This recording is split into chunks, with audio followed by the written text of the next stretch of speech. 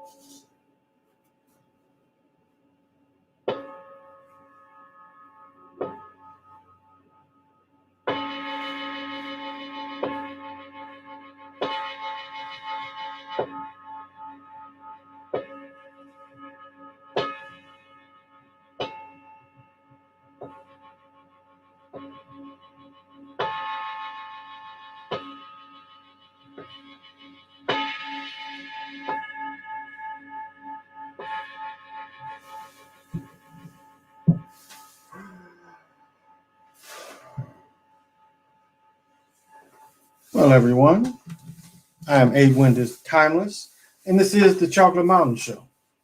It all started with a gentle sadness. I am the holder of the sacred ball game of the Hero Twins. I am the Galactic Daddy-O sitting on my galactic patio from Minnesota to the universe.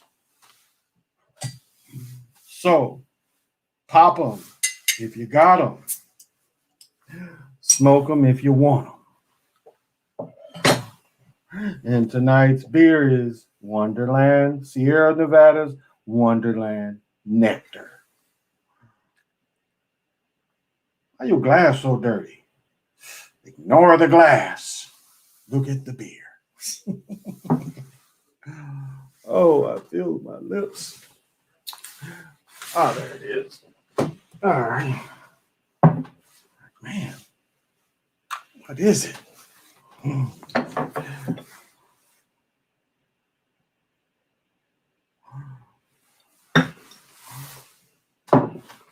And I also Evolve XL. Look at this. You can put all your goodies in one compartment. All this sticky, icky.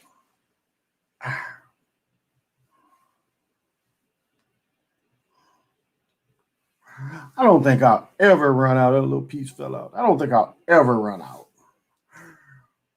So it's like a home away from home.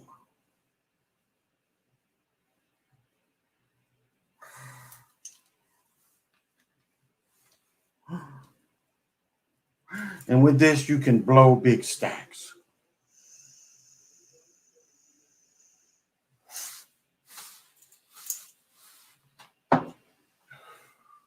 There we go. Now, please forgive me. Yesterday, I had a sinus attack, sneezing attack. It's just dripping all over. You know what happens? Your body thinks it needs to create histamine, and then it's creating histamine. It is just coming. And my ribs still are sore today. I sneezed so many damn times. But I live near water. Now, who's with me? Hey, Sebastian, Rocky. What's happening? Islam. Hey, the one. Unique. What's happening? Moray. Oh, thank you for the kind words, Jay. I must ask the pendulum a very important question. Okay, it's right here. I blow big stacks. Ha ha ha. There you go, Charlie Reverie. I've been getting into gematria, and the number connections are crazy. I mean, it is, and that's the thing is, and I've said this before, gematria, it ain't for a lazy dude. You got to really do the work by putting the numbers in. You got to do the work. And so I do feel better. Thank you. I feel much better. No sneezing today. And it's funny laughing. Like when you sneeze so much, it'll make your ribs sore. And that's at least what I get. I get my ribs being real sore. So I feel better. I had to take double the medication last night. Still didn't really do any good. And it's the old school thing where you carry the toilet paper around. My dad used to take me over his girlfriend's house, and she had a dog and a cat, and I'm allergic to both of them. And I would just run through her toilet paper, like I would kill her box of Kleenex, and then I would start using the toilet paper because when it's just coming, it doesn't matter what you use. Oh, so thank you. But uniquely breed, Moray, you can ask your question.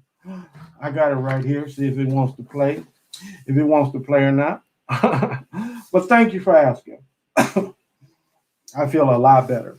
And this, I think of all the things I've ever feared about getting old, I just figured that allergies being old wasn't going to be a good thing. Again, the amount of sneezing that I do, blowing my nose, where your nose gets all, irritated because you blow it so much. Remember they came out with that tissue where it was supposed to have lotion in the stuff. You know how many people that stuff broke out? Supposed to have aloe vera or something in the paper. Yeah, that shit would have your face, some shit growing off your face. Is it true? Is it true that the light after death is the merge? If you go into the merge, you will reincarnate again. I don't think you need to ask the pendulum that.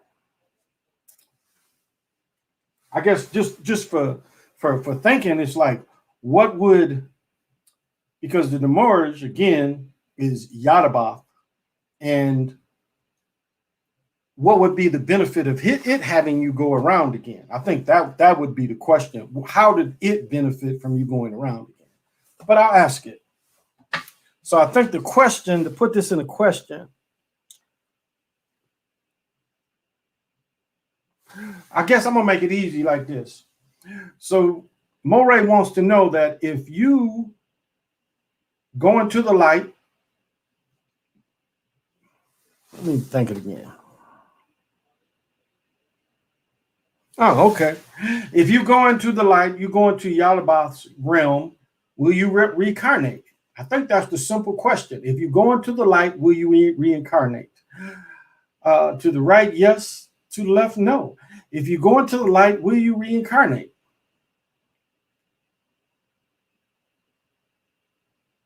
So what do you feel? If you go into the light, will you reincarnate? Okay, let's get a little clarification. It's saying no, that you won't automatically reincarnate. It doesn't need everybody. Because sometimes if you get lucky, like West Canary work shows, you reincarnate and you get to go to the middle place. So that's probably why it gave that answer. One of a young lady that asked me, like one thing with the pendulum, you can't keep asking the same question over and over again. You ask it once and you move on because you can burn it out. And then it can get corrupted because then emotions come into the answer. So I was thinking the shootings is government stage for gun control. Well, I mean, it always lays that. My big fear is if we go into the light, it is a trap. Well, it is. It is a trap. It is a trap. That's why now a lot of people call themselves light workers. And that's my thing. When I hear that, that means I know a lot of light workers won't agree with this, but to me, what's the difference of the light? Because the light they talk about is blinding. Black is better than blinding light. Because at least with black, you've got alternatives. Your first eye can shoot out and all that. It can't do any of that in the, wow, that was a hell of a, how did I do that? I became translucent. I don't know if the camera caught that. But anyway, none of that's going to open up in blinding light. So the question is, yeah, I think my big fear is if we go to light, it's a trap. It could be a trap. It could be a trap. But would you want to roll the dice? I think it's pretty obvious that you want to go opposite and find your own way and see if your own guides, see if your own ancestors will come to you and help you out. So, yeah, well, I mean, the thing about, yes, they do control it. The feds control that. The feds are going after the weapons. Now they're trying to say, if you 3D print a gun, how are you going to find out? So you're going to keep a number on every 3D gun blueprint because the original dude who created it, that work is out there. That work is out there. I watched one dude, they took his channel down because he was telling you where you could buy the thing to make your gun fully automatic. It was like a key card. But it's funny that control comes up, and they, this is their thing. This is a lot of the arguments that the demos were saying was like, we've been hearing that since the 60s. Has the demos ever went up after the guns? Yeah, every chance they can get. A bump stock. See, first there was no automatic weapons. Then a bump stock. Now they want to go after bridges because a lot of people went to the short compact. They picked up what the Army did, and you're more accurate. Now they want to go after them.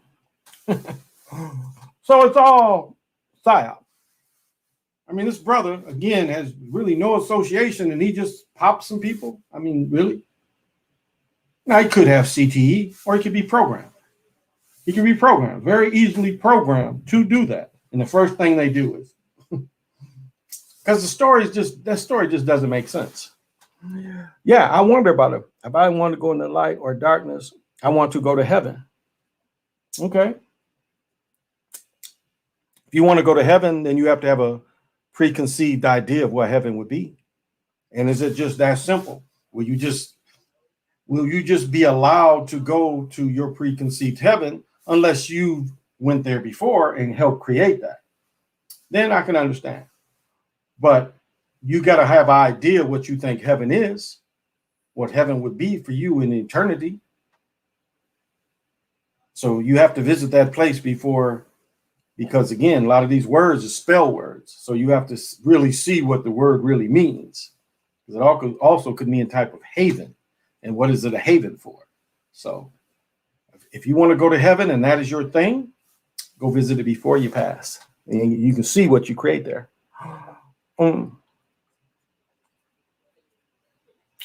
But to me, the darkness would be a type of haven.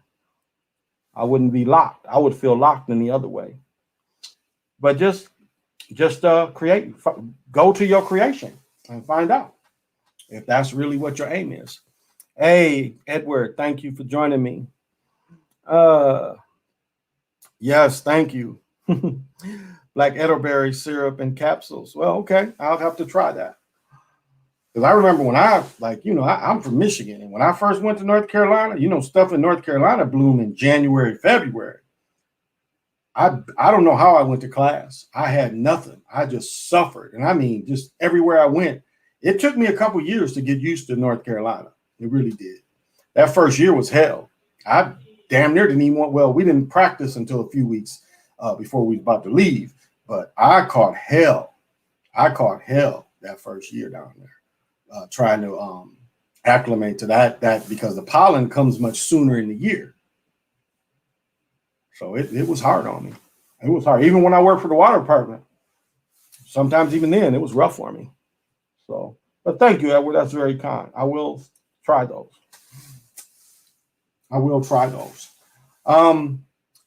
This is what I did want to mention. I don't know if anybody else meditated on Easter, but there was some strong energies coming through on Easter. I mean, really, really strong. And I was quite surprised. I got a lot of meditation in on Easter, and it was some heavy, heavy energy. And I'm like the Silver Surfer. It's like, you put this out here, it ain't just for y'all. And that's what they think. They think they put these heavy energies out there that just only the Christians and the Catholics, only they can touch with these energies. But I'm like, if they out there, I'm tapping in it too. And yeah, it was and I don't know if this comes from the bunny, but it was like a lot of pink energies. I just found myself surfboarding on a lot of these pink energies. And so, but it was intense. It was very intense energies. And so when they have rituals like this, tap into it. Don't just let them say it's what it is. They're putting this stuff out there, and it is for they can't block everybody for tapping in. They try to claim it and say a name on it, but it was a lot of energies going that day. So, hey, Anise, thank you for joining me. So I had quite a strong meditation then. was telling One Divineness the same thing. She said she kind of felt it as well. And so if you see these kind of things, tap into them. Don't just let them call a name for that energy. Like they own it. They don't own it. So you can call it what you want to call it and use it, because it gave me quite the push. Wasn't really expecting it. And matter of fact, I pulled my mirrors out. Now, I've been lazy, haven't been really working with my mirrors, but I had to pull one of the mirrors out. It was like, yeah, let's see what this is doing too. So just want to see if anybody else was able to tap into that. There was some very strong solar vibrations during Easter. Sunday is always Amun-Ra's day. Yeah, it is a Sunday. Yeah. And so it was quite intense. Again, it caught me by surprise. It really did catch me by surprise. So yeah, I want to say that. Hey, PJ, what's happening? Thank you for joining me. So I wanted to share that with everybody. And that's what you have to remember. Not a whole lot in this world going on. Every day we see a lot of the same gloominess that we have to live above. Television, again, what was called soft porn in the 80s is now acceptable as regular TV.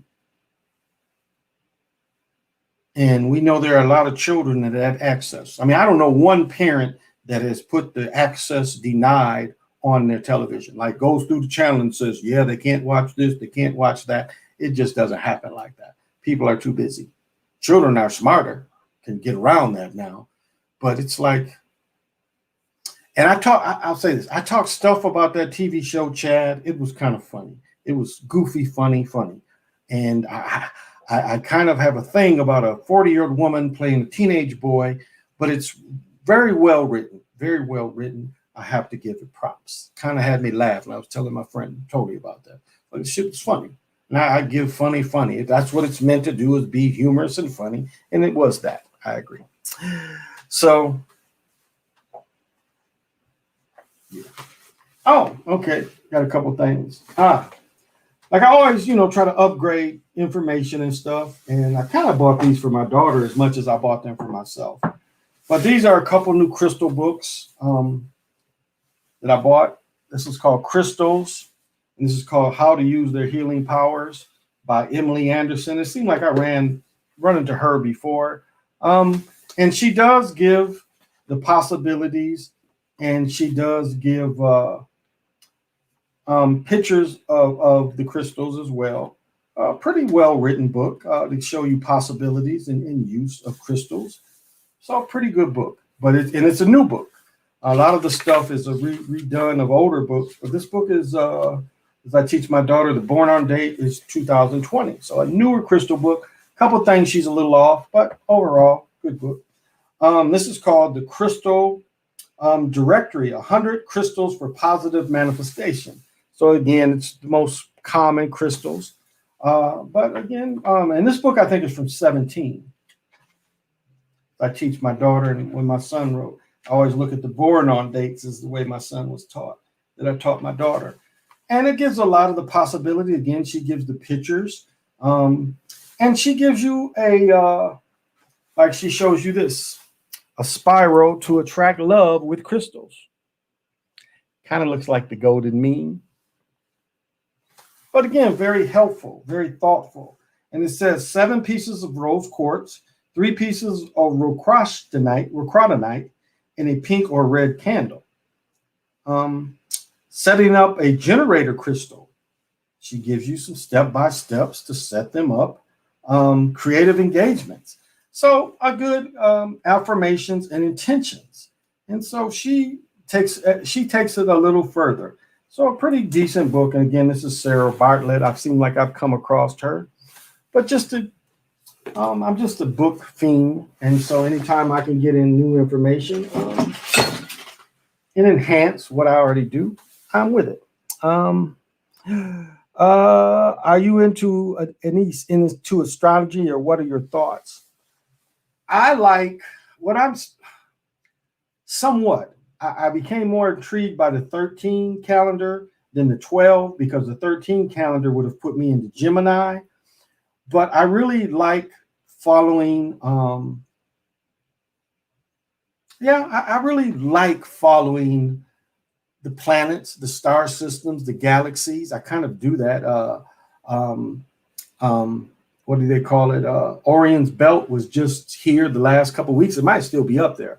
And so Orion's belt, excuse me. And so I do follow it to a point. I'm able to notice the constellations and where the sun and moon and where I'm a Cancer, where Cancer is. So I follow it somewhat. I'm more active in the summers when the weather, well, probably I'm more active until May, until October, when Jupiter disappears from this area. I follow it quite heavily. So now, if your question is, do I believe in the daily affirmations? That's kind of iffy. I think I like taking it to seeing where how everything is aligned. And that's the thing that you have to understand about crystals. The planet alignment will affect the crystals. Again, you have types of crystals and minerals that have been blasted by different planets, different the planets being in different formations, the constellations, and so these crystals will act a little differently depending on the astrology. Another thing, what I want to say before I forget this is, I've kind of forgot my point, but it's okay. It's like there was a stick that I should have bought. It was in the hominizer kind of shape, the cylinder kind of shape, and it was for like 3 days after the moon. It was a kind of Japsite, very rare. And I didn't buy it. I wish I would have, because again, what it was saying is you use this 3 days after a full moon, it would be its most effective use. But that's why certain crystals are effective. And some of Solomon's work of the keys shows this too. It shows what crystals would be good at what time. So,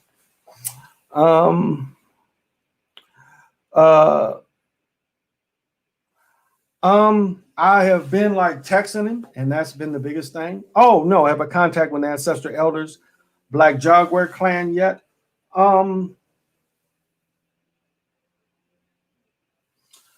Yes, a while ago. Actually, before I got my first dome, my head came to me. I think now what comes in more is like the hero twins come in a lot of that guidance, and so yeah, a lot of that. Again, I've done the full experience of the Were Baby and turning in from the, transforming from just the seer and actually into the panther and then back into the seer. So, yeah. But lately it's been more of the hero twins kind of working with the energy from that aspect of it. Star systems of maps is one personal path and destiny. Yeah, well, yeah. It could be that. Absolutely could be that. And so, to answer your question, I do kind of follow all that, and I get the maps out, and I got some books with maps and, follow that. So yeah, I kind of do. As far as my own individual destiny, sometimes, and I want to say this, like, and I guess this is a knock on the brothers. Like a lot of the brothers put out the information about, getting all your paperwork in order. And I'm not talking about Moors. I'm talking about other people that talk about getting your paperwork in order and being a diplomat. And you see these cats getting stopped all the time. And you at some point realize that what you're doing attracts them. I understand wanting to get your paperwork, but it's like you don't do any magic. It's like you don't understand that just by going through that paperwork attracts them. That is why you are getting stopped, because you're not using any other magic. You're relying on this paperwork and a system they pretty much set up. And so you attract that. Now, if that is your aim, you want to attract that. I went to pick up my son at 10. Again, I wasn't drunk or nothing, but when we go to the light, I am behind a cop. You see what I'm saying? I'm behind them. So in their world, I am pretty much invisible, especially driving. That's when you have to have some of the strongest magic. And that kind of work tends to take away, or you should do that work and magic. I don't see them doing the magic. They're relying on this work of being a diplomat. But being that attracts what you say you don't want to attract, because it's all about, butting heads with these people, and they let you go or put you through some changes, but you are attracting that to you. Don't know if that's a good thing. Don't know. I think some of the dirty ones fuck up and get people locked up just so they can hate anything Moorish. Well, I've run into some dirty Moors. I run into some dirty Moors, and it's hard for me, because being a time walker and who I want to be an ally to, because that's part of me accepting being a time walker, I have to ally with the Moors, and it's become very hard. It's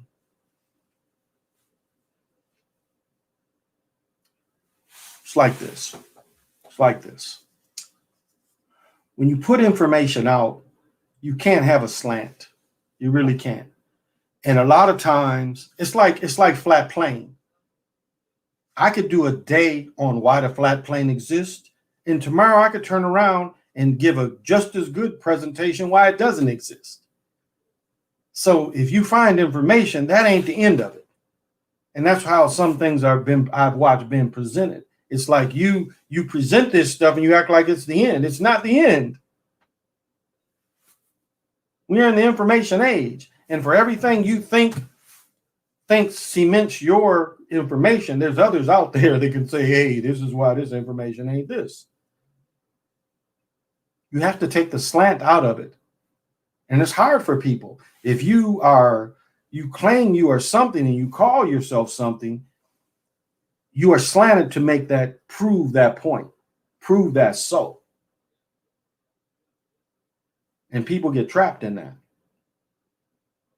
That becomes a trap, because it's like what I'm doing is right and what everybody else is doing is wrong. Without saying, it's other people that could say, hey, this is what you're saying. I can debate this and I can disagree because of this, this, and this. Whereas the information just has to be presented without a slant. And those that are attracted to the information, then boom, there you go. But you have to present information without a slant.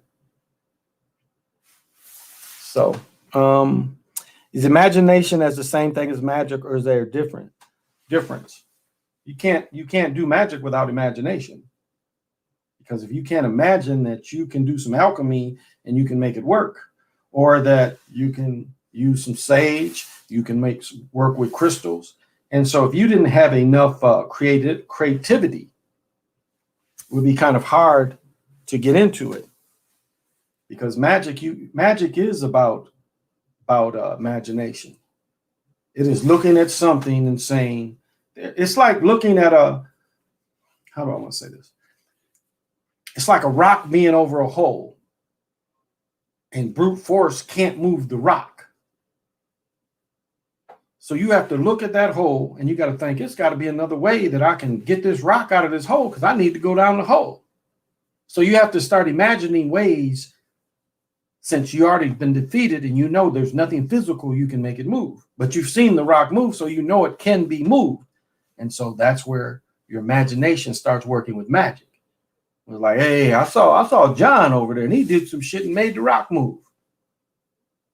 And he didn't try to jackhammer it like I've been doing all day. I've been trying to move this rock all day and I can't do it. So it has to be an easier way. So I think they can be used together. The Moors helped King Leopold of Belgium slaughter and slay 3.6 million African natives of the Congo. Well, that seems to be ignored. That kind of thing does seem to be ignored. And it's not just that, it's a lot of other instances where they work for them. So when the Moors sent the Sultan of Morocco to George Washington, they weren't concerned about freeing people from slavery. Well, yeah. How do you feel about the NFL player killing a family of 5? Well, I kind of started with that. He could have been a sleeper agent, because as soon as these things come, is somebody right behind talking gun control. So it's a good point that he was a sleeper agent. He could suffer from CTE. That's a real thing. and he could be used because he suffered from CTE. Studying the young man, my first thought was that was the doctor that operated on him. This young man, I was telling you about my teammate that got clipped and had the screws in his ankle. This brother went through that. And whichever team he got hurt with released him. Because what they'll do is they'll help you, and they legally have to pay for you to get better, all your therapy and stuff. And then one of their doctors clears you and says you're not hurt anymore. Do you feel me? One of their doctors clears you, says you're not hurt anymore. And they'll cut you because they feel you're not as good a player. And so he had a fairly short career. I think they said only 78 games. And one relative came on and said he had been suffering from CTE. Well, it's easy to make a sleeper person out of CTE. Apparently it was his doctor's, it was his father's doctor. So it doesn't sound like it was the surgeon that he had. Some say that he treated them both, but it seems over the top because he killed not only the guy's family, he killed the air conditioner guy. It was two people working on the air conditioner. And let me see if I wrote this down. Let me see, because the way they described it, let me see. Did I write it down?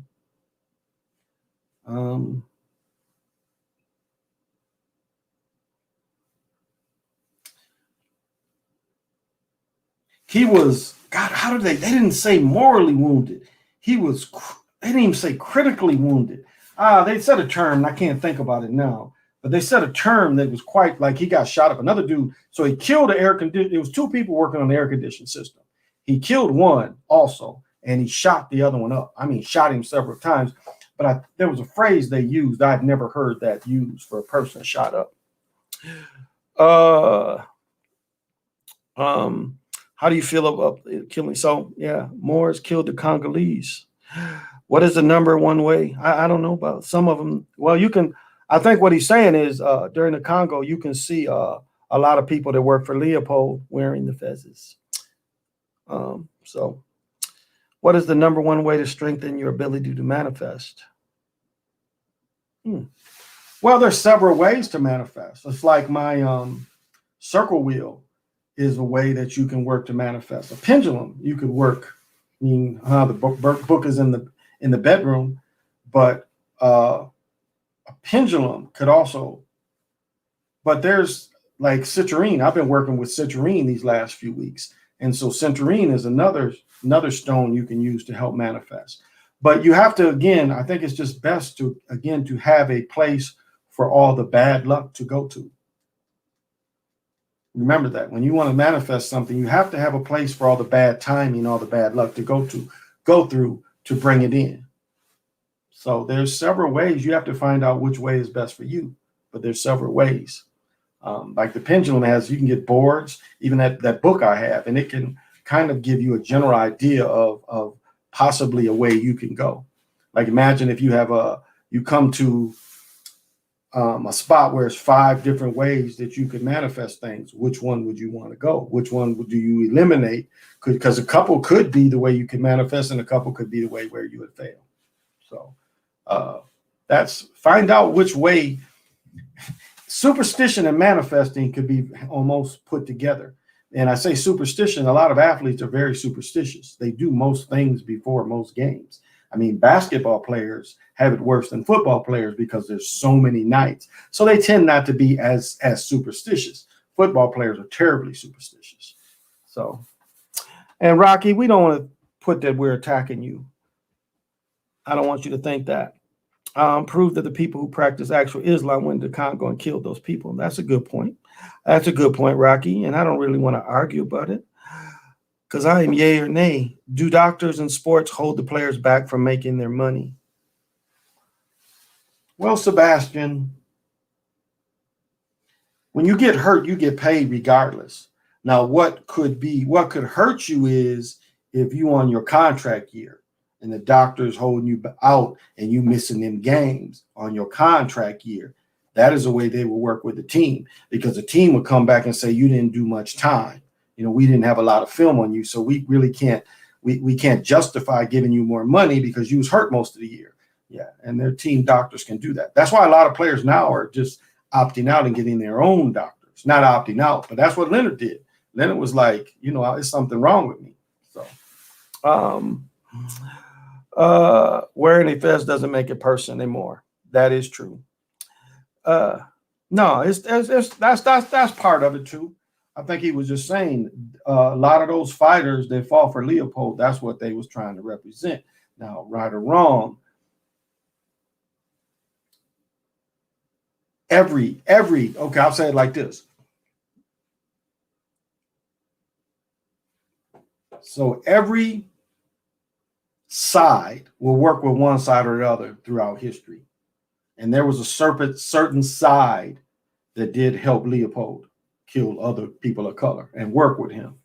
Now, we know that they lie about the names and who the people represented and what they practiced. We know that. We know that. So,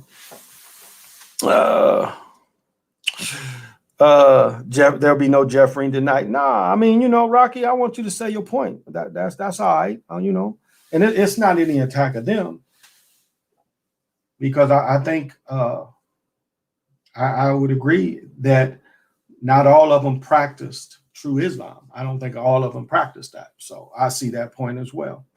So there's always a lot of different points. But that ain't really my aim, My aim is to ally to people that are genuine. If you're genuine Moors and you're putting out the genuine information, then you have me as an ally. I don't really, I'm not here to attack it. I'm pretty much stay neutral. Now, there's some things I can add, and there's some things I can add. And I don't disagree with a lot of people. I don't agree with everything a person presents.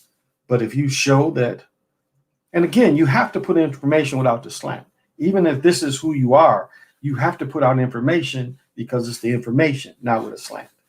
That is my only thing. But that's very mature of you, Rocky. That's all right. I'm cool with Brother Jeffrey. He sent me several things today. He was the first one to hit me to the shooting. So, we all have different triggers that make us go off. And so that's what it is. You ain't got to like everybody. That's the thing. You ain't got to like everybody. You ain't going to like everybody. One reason or other, you're not going to like certain people. That's just the way it is.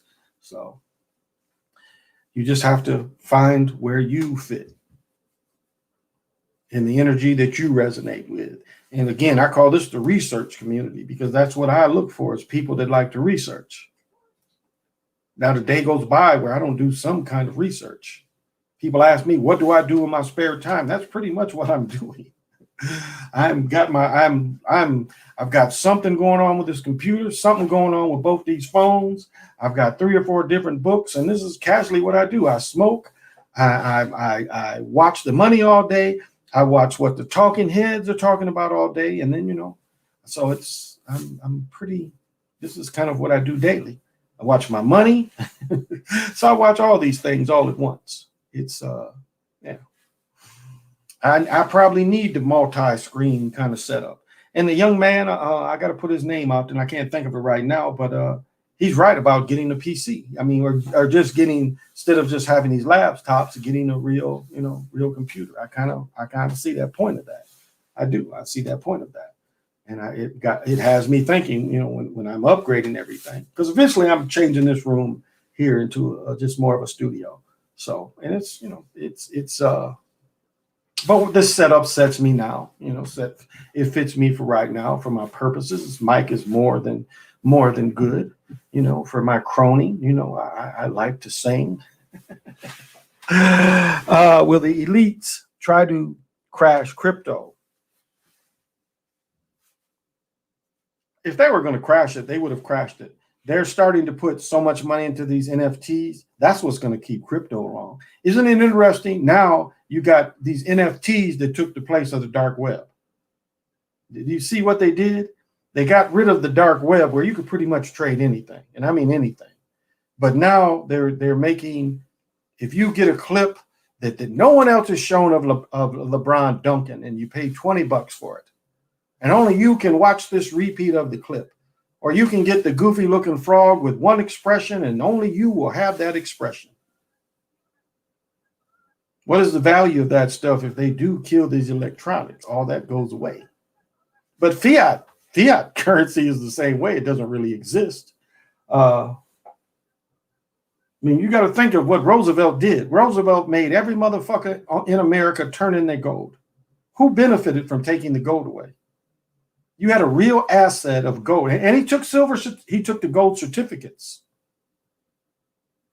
He took the gold certificates. Like now, when you hear the 10-year yield or 30-year yield or 20-year yield, you could buy certificates back with gold. He took those too. How is that legal? How is that legal? Who benefited from that? To give you credit for all your gold. And the only people that were allowed gold was jewelers was allowed to have so much. And don't you know that if you had some shit in the safety deposit box, they could break into your safety deposit box and take your gold and give you fiat money from the Fed? So whose side was Roosevelt on? When he was living, they wasn't saying that motherfucker was crippled. That shit came later to make people feel, this motherfucker ran for president 4 times. Who do you think was backing him? When this man died, his body was so corrupt, they couldn't even embalm this motherfucker. They couldn't even stick a needle in his goddamn skin. What was he? Yet he took all the gold off. And the gold, really, you couldn't trade gold until 72. Nixon was the one. So that's when the people should have reared up. When he did that shit, people should have reared up and said, hell no. You meant land. Money can be, where? So with the elites try to crash crypto, I think they're benefiting from it. I think they like that they have that alternative. What they're telling us about Dak's death is 1 week ago or 2 weeks ago, he took the vaccine. Yeah, I heard about DMX same way. Yeah, Demeter. I had Demeter on the other channel. I think the only valuable property is food, guns, and property. Yeah, money can be made worthless by the elites. That it can. You have great info on gemstones, crystals, and magic. Have you may have any correlation to the herbs of the earth? Have you any correlation to the herbs of the earth? I meant land. No wonder they hate Nixon. That's a good question, because Dr. Anders, she was kind of goofy in a lot of ways, but she pointed that out, and everything to her was Planet X. It was like everything happened was because of Planet X. But she did make some observations where it looked like you could see part of these cores of these planets. And so that's why I'm taking your orb answer with what she was kind of teaching. And possibly I see that correlation where it could probably be part of something beyond the illusion. I know that's not fully your question, but I see orbs as something like that. It's something that's beyond the illusion. So maybe that's something I need to work with a little more. But thank you for mentioning it. I haven't really worked with that a lot. But thank you for mentioning that. That's interesting. But her work kind of points to it. Again, she gets a little wonky on some of her stuff, but her stuff about the orbs is kind of interesting because she tries to show several examples. And you see this in cloud formations where you could see possibly an orb, or even she's saying it's a type of Planet X, but again, you can see the orb formation kind of around these kind of things. So, yeah, Dr. Claudia Albers. Yeah, she's kind of wonky in some ways. She's kind of wonky because she was like, well, that guy smoked a joint on the mountain and it was because of Planet X. And that's exaggeration, but some of the shit be like that. It's like, it'd be who won the Super Bowl, and then she'll come up with a reason why the Super Bowl is related to Planet X. So some of this shit is kind of like, yeah. Some of the shit is kind of wonky, but this is now, and maybe I didn't read this, but now they're trying to say that same shit that Stinson teaches and the Planet X she teaches, they're saying that, when Talamatter Gaia was hit by something, created the moon, because they don't know where the moon comes from. They still can't explain to you why the moon, we only see one side of it. Do we only see one side of the sun? Does anybody know that? Do we only see one side of the sun? The day I went out about 5, and it was still very cloudy day, rainy. It did kind of stop raining, but cloudy. And out there sunning a little bit. And this is what was interesting is a lot of times I'll look at, the sun is too bright to just stare and I'll, kind of off and on. But one thing that was kind of cool is seeing the sun with my eyes closed. That's kind of cool where it still manifests. And you can like almost matrix like you can sometimes close your eyes. Like you can be in a dark room and you can close your eyes and you can still see this shit.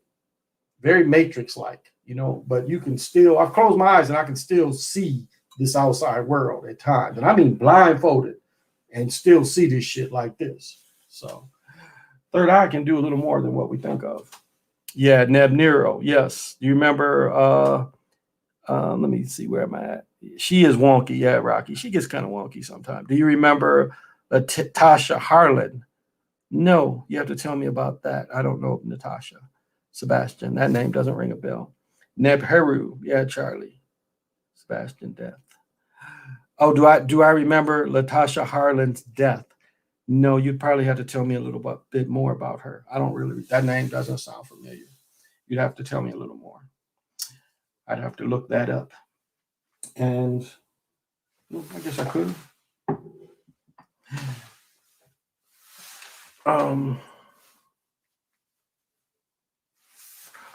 Latasha Harlan. Ah, yes.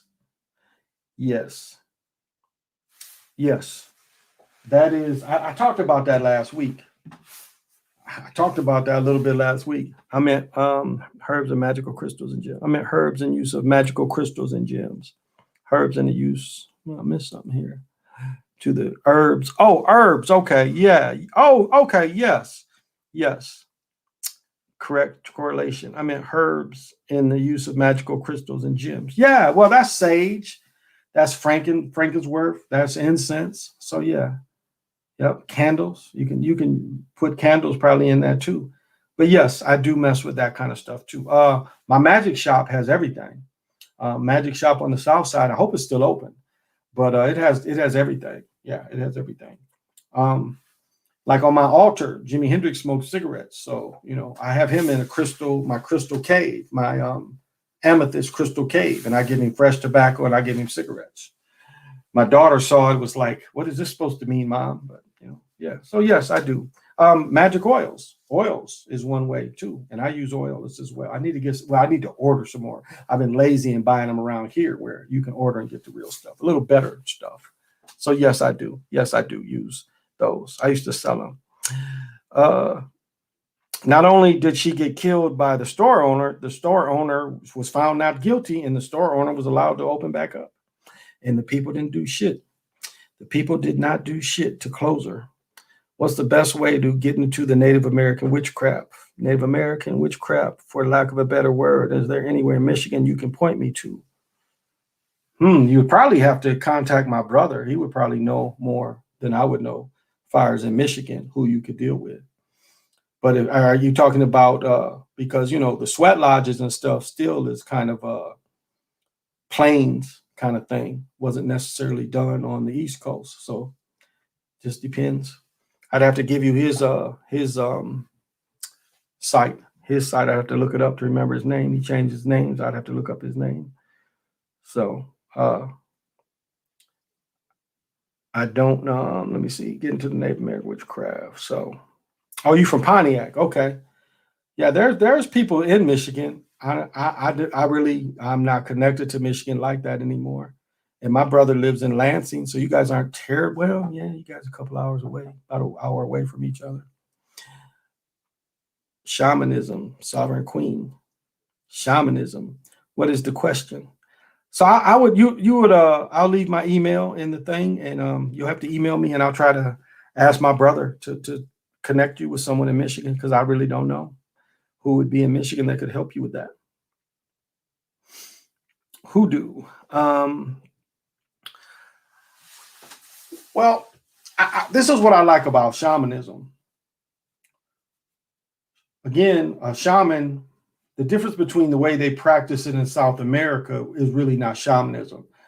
Turning into the werebaby is not necessarily the thing as a shaman would work with a demon. It's a little different. It would quite a bit different. It's like, to give you an example, to get into inner earth, my great grandfather had a spring. Sometimes when I was young, the spring would freeze over in the winter. I remember my mother telling stories they would ice skate over it, but it was like a place where we could just get natural water. But for me, that was an opening. And when I used to think of it from the shaman kind of perspective,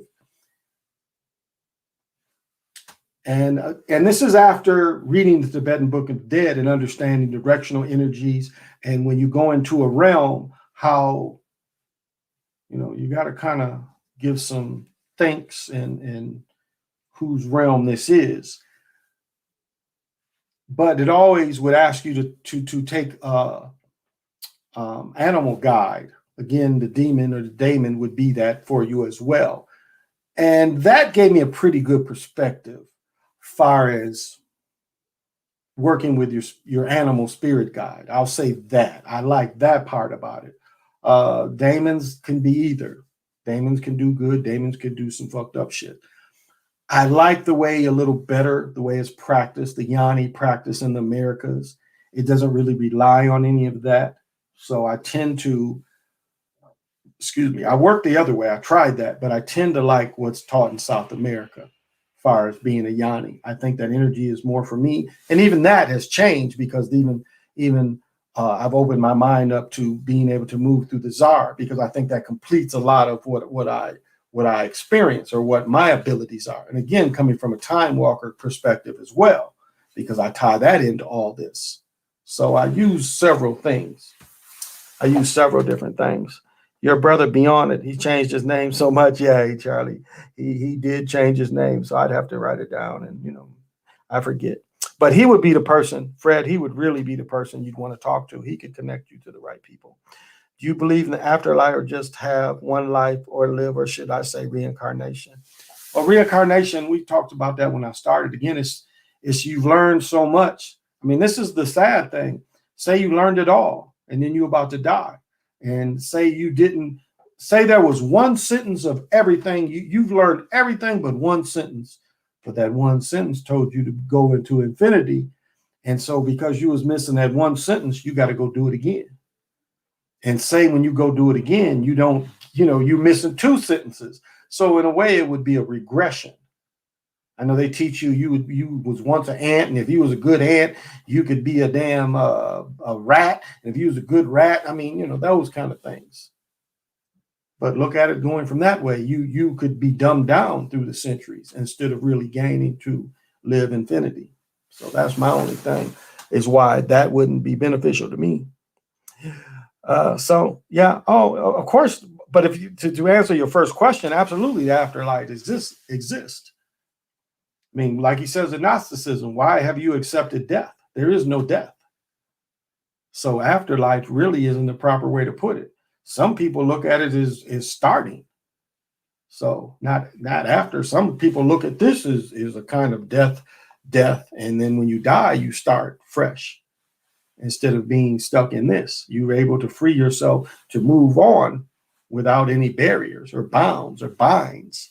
Because that's what this system loves to do, is it wants to bind you here. That's why when people say, generational curses and shit, and they want everybody bound by that, where you don't have to accept that. Now, I'll tell on myself, people have come to me and say, go back and find where this shit started. And is there anything you can do to change this? Okay, I have done that. So that can exist. It can, people affected generational wise, that can exist. I'm not just saying offhand it doesn't, but it can. But to me, it's freedom. Dying would be freedom. So death is nothing to fear. You can't go towards death. I mean, this, I think one of the little sentences I said is the moment we are born, we start dying. That's just a fact. When you are born, you start dying. There's never a time, if you're living, there's never a time you're not dying, because that's the way they teach you time. Yes, you're growing up, but you're also getting closer to death. Uh, there's a negative consequence of committing suicide in the spiritual realm. Is there? Yeah. Yeah, it is. It is because this is hell. Suicide can lead to hell because what was it called? Groundhog Day. Some people kill themselves, and that's eternity. They keep over and over and over again through eternity. Or they'll get a little reprieve and it'll go a little further, but it will all lead up to, and then this is the worst part of it is so when you shoot yourself, and I'm just going to give you an example. When you shoot yourself in the brain, it takes time for the disconnections where you've got rid of all those neurons and you're blowing out brain matter. It becomes a point where you feel that pain.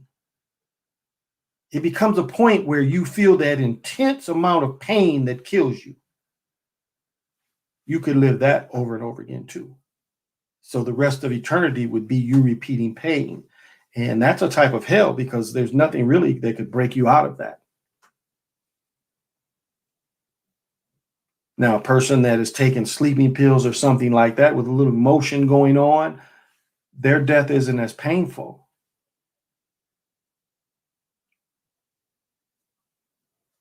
But it's still death. Still death. And it's still not a natural death. So,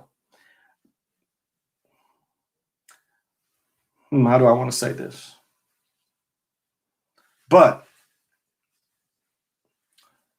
there are some people, now we were talking about, reincarnation. There are some people that come into this and they know that's going to be the outcome, and yet they agree to do it. So are they penalized? They know going into this that this is going to happen to them. Are those people penalized? Knowing that's going to be the outcome, because that's all part of reincarnation, right? Are they penalized because they decided to go into that body, that pregnancy, knowing that this is the outcome? Will they get penalized the same? I think something to think about. I'm sorry, I missed you. So we are now living through our reincarnation regression through our dreams. From what I know, reincarnation ended at the dimensional shift. Saying it ended. I don't know. I still kind of see those charts still going, but that's worth the research. Thank you, Sovereign Queen. Hey, Dread, thank you for joining us. You're right about try to bind you here. Oh yeah, they do. I believe that Kennedy had a generational curse. Possibly. I just think people started murking them. Again, the story about Joe Jr. made no sense. It makes no sense. Kit gets killed over there at the same time. I still believe that JFK is Jimmy Carter. Again, the longevity shows me more of a Kennedy than Carter. But I understand what you're saying. It is the one Kennedy ran into a tree like Sonny Bono. He was looking for a football on some skis and ran into a tree. So it seems like there's something in there taking those people out. One thing that I've struggled with in research and personal experience is this thought of theory of God. Some say God is the black woman. Some say it is us or you. Well, it's a man. It's a German man. I mean, Gould is where the word comes from. It was a real person named Gould that is related to Odin. He's supposed to be Odin's grandfather. This is almost tied into these people want to talk about Tartarian, which is really Aryan racist shit. It's interesting that brothers want to jump on that shit when it's the people that started Tartarian is racist motherfuckers like Max Ingram down in Australia. That shit, that's Aryan shit. And people jump on it and say, this was the great fall. Again, you think the people that lived in Manhattan was so stupid that only Europeans could come and dig up these big houses? Now, there's any things from the original Americans that say they was living in these big houses that they don't know where they came from, that it automatically knew how to give you heat in the house? It's trying to make a people that ain't very ancient. That's what Tartaria does. I'm gonna say this shit again. It's trying to make people that ain't ancient ancient. And if you agree with Tartaria, that's what you're agreeing to. You're making those people ancient, and they ain't ancient people. One thing I've struggled with. So it is a person. It is a man. Gould was a man. That's where it comes from. Gould. That's the word we say is God. So when you say God, you are talking about this German. That is a person, and it's still alive. It didn't die. People have made sure to keep it alive. That's why when they came to America, they was like, again, they want to put the trap on it. Oh, those are your Goulds. Those are your gods. They want to put this German word on everyone. The grandest of all mystery, God or source or goddess. It's definitely goddess. We are penalized from suicide, and there must be a God in control. Not necessarily, because a replay of over and over again killing could be a type of loop that actually, if it comes from anywhere, it would come from Hanukkah. The one of the giver of movement and making, or the movement and making. So it'd be more that ancient thought than a German guy. But I mean, whatever works for you. The grandest of all mysteries. But it goes back to calling it Mu. Mu is really the first kind of goddess that we knew of here. The first word for goddess was Mu, because that's what everything was called Mu. Mu wasn't one thing, it was all of it. That was the first name. Technically, this is hell. Yeah, I agree. Lucifer fell, who was punishing to repeat his hell, and his way of spite was creating days and desire to mock, create the hell of his own, hell to his heaven. Okay. Satan's world, time loops. Okay, I can see where you're coming from that. Can't say I agree with you, but I see where you came from that, and that's okay. My life is turning my heavenly goddess too. Why does God have so many names? That's only with the Germans' name. That's only the Germans' name. The people in other parts didn't call it that name. They called it the source's name. That's what people called it. See, the Europeans go around and try to put the German over all of it. That's what the Europeans have done, is tried to put these energies, put the German name over all these energies. Every land. There's a book that says, all the Goulds in every land. That is the European doing it. That is the European not being as old and trying to put its stamp on everything. And when you ask the people, their concept is nothing like the European concept. When you go to an Aboriginal's part and ask him the source, it ain't some German Gould. It's a difference. It's a difference. I mean, how many people, when they say Gould, they think of a man? Most people. Like some you people you put goddess. You did? You put goddess. That's the feminine. Again, I think like Sovereign Queen, she's saying Lucifer. Well, Lucifer ain't in the Bible. Lucifer is not in the Bible. That is another name. So you have to really look at the name Lucifer, because the name Lucifer comes from Americas. Definitely the sigil comes from America. You look up the sigil of Lucifer, that's John Dee. They stole all that stuff from America. So that is Europeans putting that name in there, because in the original Latin, it ain't that name. When it talks about the fall, it ain't that name. And they're talking this. You look in the Latin, it's a Babylonian. My brother did a very good show about that. It is the Latin name tells you the name of this Babylonian king, and that's who fell. It was a Babylonian king that promised to treat the Jews better, and when he came in power, he did the opposite, and so that's what they looked at as the fall. But it's that Babylonian king's name, not Lucifer. Lucifer wasn't their word. And you take off the crosses of Lucifer, you have the bat. Why does God, the only non-whites talking about Tartaria shit is Moors, the Babylonian, Aboriginal aid and abetting the Tartarians by denying Moors? That's the cover up, and it's plain as day. That's a good point. Because Again, Tartarian, if you look at them cats that started that shit, and that's Max Ingram's, I was stinging his ass. I'm like, that's that Aryan bullshit again. But it's trying to make them ancient. Keep your mind open to that. Is good and evil, or is it all relative? It's relative. I mean, you got to accept. If you take one, you accept the other. If you accept happy, you got to accept sad. I mean, it's just they go together. That's why love is supreme, joy is supreme, bliss is supreme. These things don't have opposite. Why do you think they want to attach shit? They want to attach joy to pain. How is that the same? How are they? Again, they're trying to put emotion to that shit. Yeah. So I mean, it's like I was saying before, you don't want all the evil up out of you, because you might have to turn evil to take care of some shit. And I ain't just talking about fighting, protecting your life. I'm just saying there's something inside of you that evil might spark you to do a type of action to make you successful. So it's not like you just want to be in a all white thing and just everybody happy. No, it ain't that. You want a little bit of both. You want a little bit of both. I stopped saying God years ago and it changed it to my creator. That's okay. Every culture has different terminology. Yes, they do. Iniki Neil. Yeah, I mean, that's, that.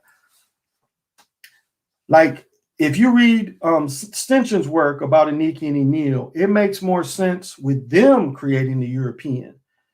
Because remember the words they use, they try to use blackheads, and that goes into the same thing of the Atlantis shit, being able to trap a spiritual being into a physical form. It's the same story as the Atlantean kind of stuff. Enil and Nikki did the same kind of thing. Matter of fact, one of them said, well, since they created all these slaves, they slipped in and showed the slaves the pleasure of sex. And then one story is one of them, it's one of or maybe it was Marduk, and Marduk is walking and he's like 15 feet high. And, so his manliness is in proportion. And he sees one of these earth girls and they just can't resist looking at it. And so they have to take it. It's this kind of stuff that Stinson puts together. So we need our animal nature. So it's kind of, that work is slanted again. And it's almost like Stinson kind of looked at the Atlantean kind of thing, because that's the first time you hear that, of trying to put a spiritual thing, stuffing it in the body. Almost Lovecraft, showing you the temporary biological kind of shows you that somewhat, because again, remember to use these temporary biologicals, they had to kind of steal the soul out of these two beings that they are keeping in stasis. And so they can do the temporary biologicals, which is a type of possession, which I thought was brilliant to put that into. The possession is a temporary biological, which is kind of brilliant writing. Especially in the bedroom. And so that's some of those stories, but it could be very well. And what's interesting, Wes Pineri, again, Wes shows us, all these mugs. I guess it's hard for him sometimes not to be racist, because when he talks about Marduk, he says he's black, but not Negro. So why would you have to mention that? Why would you have to mention that he's black, but not Negro? So he's saying, well, he's black like you niggas, but he ain't one of you niggas. That's pretty much what he's saying. Yes, he's black like you niggas, but he ain't you niggas. Come on, Wes, do better. Because that's their thing. He can't tell you, he can't just say that this God is, this demigod is black, because he sees that that's going to give certain people power. So he has to put you see? He has to put well, I'm still white and we still think we're better. Yeah, we caught that one, Wes. Do you have a book, A.E. Powell's book, Astroplane, not complete title? I don't think so. Now it's called Spirit Jumping, so many interpretations. Well, yeah, it could be. I believe in extraterrestrial life. Do you? Well, one divineness says yes, I do, and I don't think I not in the question that you have, but there's a lot of different things out there that ain't human. And I've ran into quite a few of them. So, yeah, I guess I do. Now,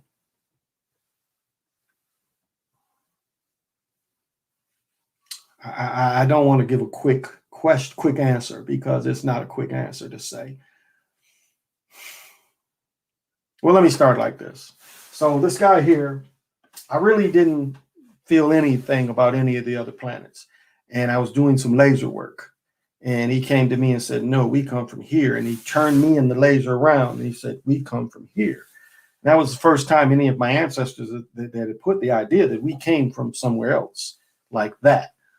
So it made me change my perception because I'm like, whoa, he thinks that's important. But you get into these different realms, even in the Tsar realm. I mean, you get into meeting these other beings, they're extraterrestrials. They really are.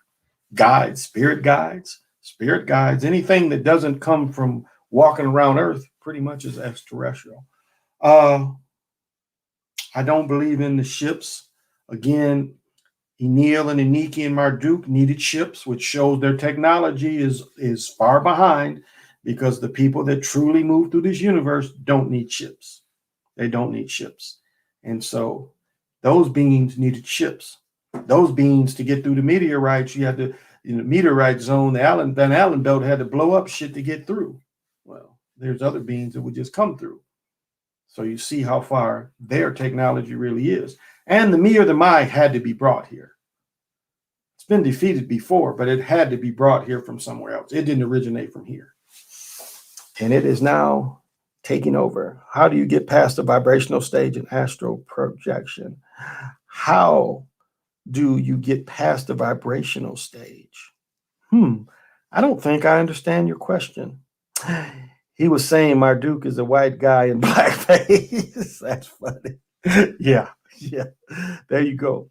How do you get past the vibrational stage in astral projection? I don't know if that's the right question, Moray. I'm not understanding.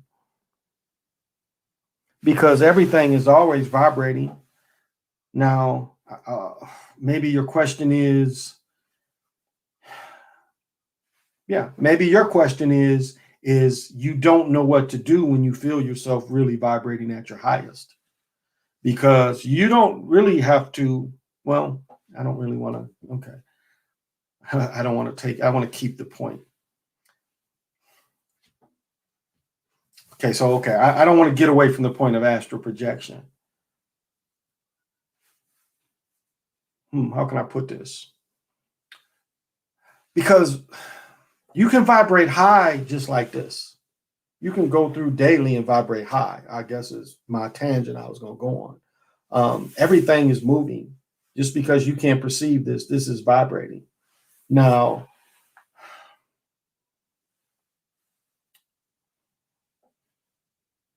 are you talking about phasing? You know, do you feel yourself phasing? I'm kind of getting that from you. Is that what you're feeling? It's like, so if you feel yourself start to phase because you have achieved your perfect spin, you know, and okay, maybe that's the way to look at it. So I think what you're saying is you get to spinning so perfectly, which is the perfect spin for you, and perhaps you're phasing. And when you catch yourself phasing, because you start phasing, you don't really know how to go further than that. And maybe that's stopping you. Maybe is what I'm picking up from you. So, I could kind of see that. But you're there. If you feel yourself phasing, you're there. And so, so I think what's happening for you is when you're phasing, you phase so much that it's all spread out. And you're not. Because really, when you phase, look at it like this. When you phase, you should still stay in this. Like when they was doing on Star Trek, when they was going from one place to the other, using that technology where everything had to come together. I'm guessing that what you're saying is you vibrate so high that when you phase, you're feeling yourself come apart. And you're coming apart so much that you can't go forward to do a quest. So So my only thing would say, yeah, you probably need some type of vortex to keep you together. That's what I'm guessing. Because if you're finding yourself spread apart too much when you start phasing or getting to that next step to jump into it, you might find yourself falling apart. Or you might, when you get to vibrating too high, it's like your engine might fall off somewhat. And so you're not getting that proper. So instead of your engine blasting you in, what you're feeling is maybe it fizzing out, or you don't know how to make the next step forward. But my word, if any of that is right, my word for you is you're there. So just hold it together. Hold it together. Don't judge on what other people say it's like. Go with what you feel and how far you go, and then see if you can compare. But on your initial movements, don't compare yourself to other people. You ain't even got to put a name to where you go, because that ain't the only way to go. And that now I just use the czar stuff because everything is there, so I don't really have to use that anymore. So how to project at will or even at all. My body vibrates, but I'm unable to leave my body during sleep. Now that I don't believe. That I don't believe. That I don't believe. Because again, and I'm the only one that tells this, there is a screen at your feet. That is where we dream into. We dream into a screen. I'll debate that to anybody. And I ask them to meet me there. Really ask them to meet me there, because that is a realm that you can go to. And I used to go to that and just watch people. But we dream into there's a screen about 3 foot high over everybody's feet. And that's where we dream. We dream into that. So you go into it. So you probably are saying, you can't go into it when you're awake, but you dream into a screen. So you have done it. So don't set yourself short. You have done it. But it's like projected at will. What are you comparing it to? That's my thing, is what are you comparing it to? What are you comparing it to? If you can just sit and be quiet and stuff starts happening, you might be there. That's the thing, is don't compare your experience. Because what you're experiencing is what's going on with you. And that could be enough. I mean, how many, this is the thing, is if you can just sit quiet and you ain't hearing no voices, that's getting there. That's getting there, where you can just be quiet, shut off all the voices. So ain't no voices coming in but your own thoughts. And you can hear your own thought deep inside of you. You can hear your thoughts coming from deep inside of you. And again, don't judge yourself compared to other people, because your path is different from everybody else's. So just work on it. If you feel that what you're doing is not enough, then keep working. Keep working. I mean, I was doing that astral plane, ether plane stuff until I started studying about the czars. And then Logan put that about the hallways and the strips of time. And so I was like, I can use this because this seems easier than that. I mean, it's different for everybody. Marie said, what in your opinion is the best stones to own or have on you all time? Shungite for sure. Hey, Barbara, thank you for joining me. Yeah, I'm feeling better. Thank you. Yeah, Marie, Shungite for sure. Shungite will protect you at all times. I carry that. I carry Zoolites, and I don't know if I have any Zoolites near me. Let's see. Do I have any Zoolites right here? This pink petalite. Yeah, this is pink petalite. Yeah, this is a rough piece. And it's not really a strong Zoolite, but it's pink petalite. And I started to carry this too, Charoite, because Charoite is such a... One thing that Charoite will do for you is Charoite will help you seeing the value of your of the right information. It really will kind of narrow the right information for you. Now, as I said before, Pneumite, again, which, greenstone, and greenstone is in the other room, but greenstone, Pneumite, and Shungite are the oldest stones, with Shungite being the oldest. This will protect you. Now, I'll say this about Pneumite. Pneumite, for people that are really trying to astro project from the first time, you want something like this with you, because you start going through these things. It's new to you. The being see something you like this in your bag, be very beneficial. But I would say Shungite, more than any other stone, to me, is the greatest thing to carry. But it just depends, because your bag, you have to look at, like me, I have to have some stones that help rejuvenate me, that make me feel better, because I've had so many things that bother me physically from my years of playing the continuous ball game. So I carry Zoolites because I know that there's something I always have that is helping regenerate me. And Zoolites are great for that. Great for that. Hell, when people go mentally ill, they want to shoot you with lithium.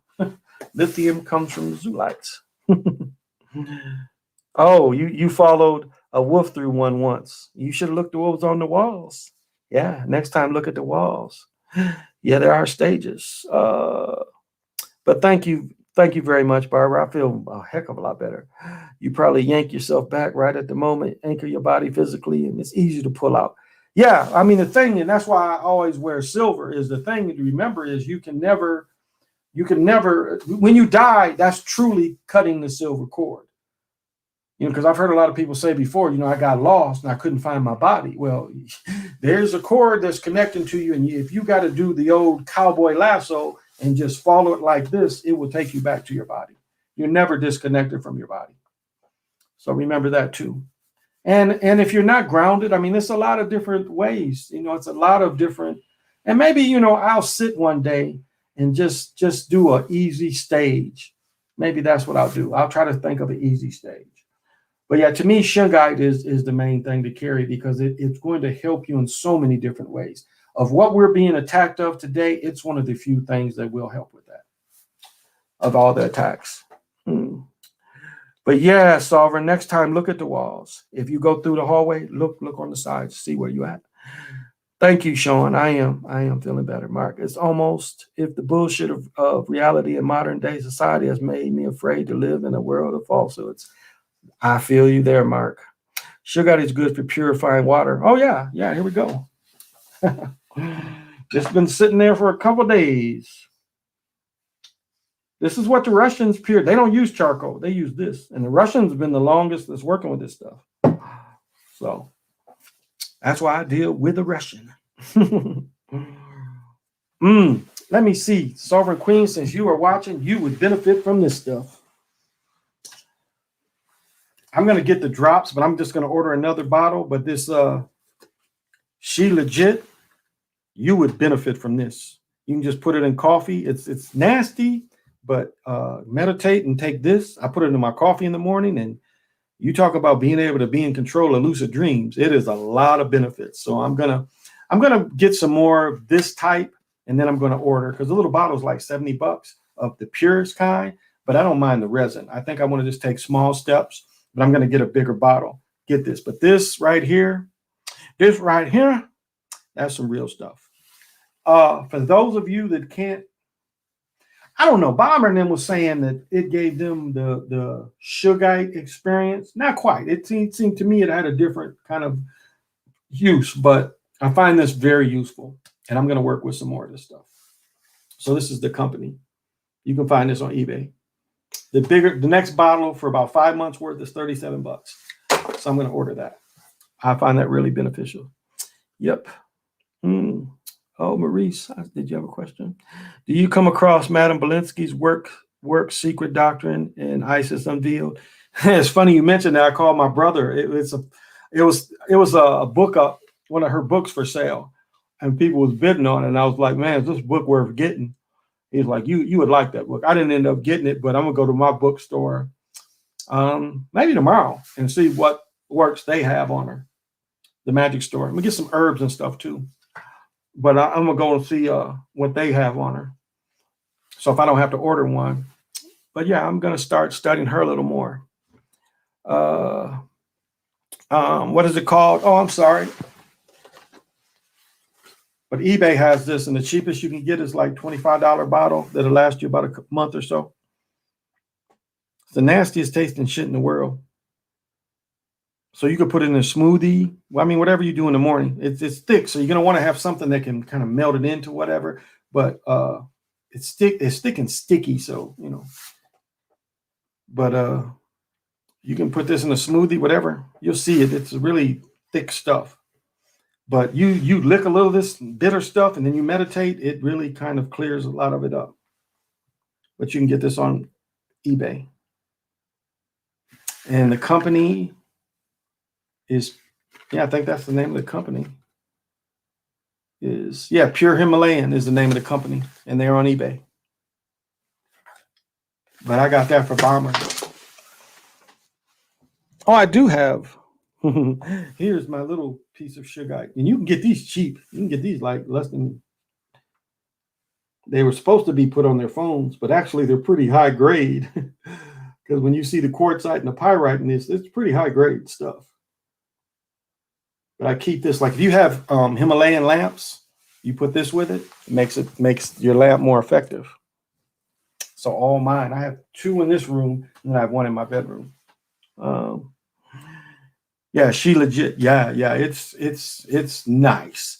I mean, I started wondering, like I'm lucid dreaming, and I'm doing my thing, and I'm thinking, this is pretty nice. It's like the colors are more vivid, and I'm like really doing my thing. I'm like, now when I finally woke up, I'm like, what's causing that? And then I was like, okay, that is where I'm benefiting. So it's kind of cool. So even now, I still getting some clarity, and I've been out about a week. But they're really good about getting it to you too. So I'm going to get another, I think I'm going to get the 5-month part, and then I'll switch to the drops kind of going into, but I feel the benefit. It's like with my Sugai water, it's healing water as well. A lot of times when I'm feeling, if I'm feeling bad, I'll drink water, because all these sugars get you so much that a lot of times instead of turning into a sugar, I'll just drink Sugai water. And it seems to kill some of that sugar crave,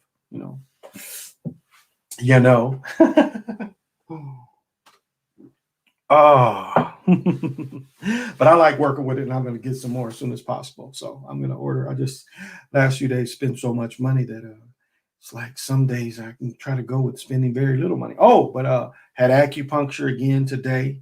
I got my spasms came out of nowhere last week, and spasms. It's like a spasm almost feels like you bend over and somebody grabs you from the back and starts trying to throw you down.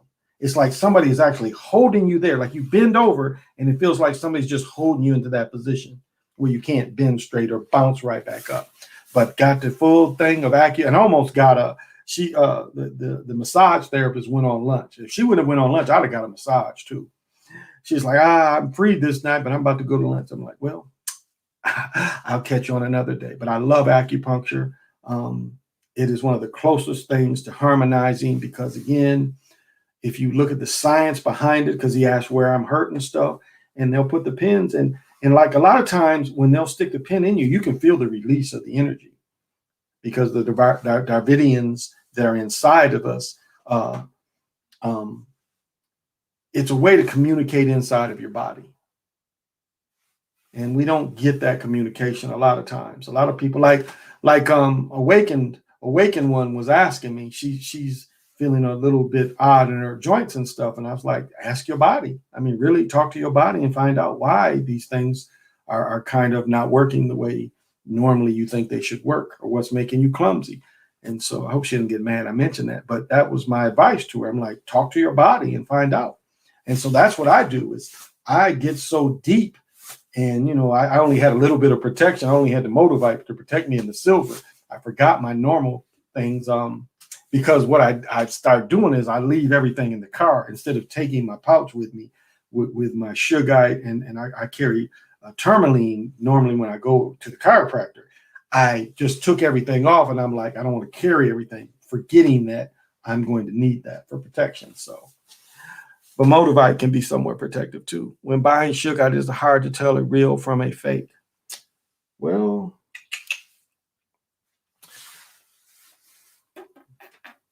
trying to think. I don't know. I would not get it from the Chinese. I would say that. I would say if they saying it's out of China, don't get it. You know, Shungite comes from Russia. And if you deal with most Russians and you see several of what they're doing, again, royal Shungite is going to look different. It's a bigger piece. It's shinier. It's shinier than like even this. Even this. You know, royal Shungite is even shinier. This is kind of the average piece that you would get. And the thing that makes it not average is, again, this piece has pyrite in it and the quartz in it.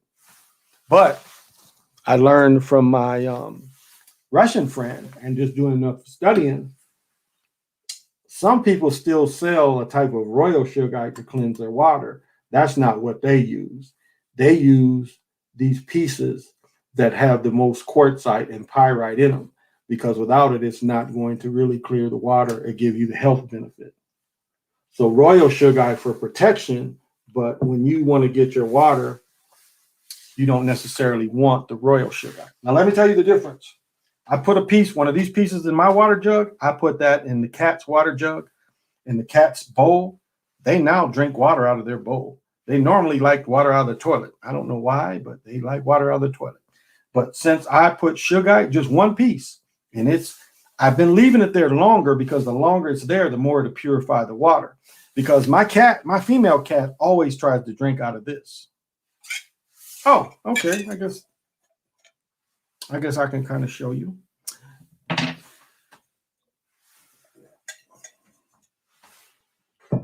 Now they're both wet. So this is more of a royal Shungite piece. It's harder than coal or jet. So if you get royal, it should pretty much look like this.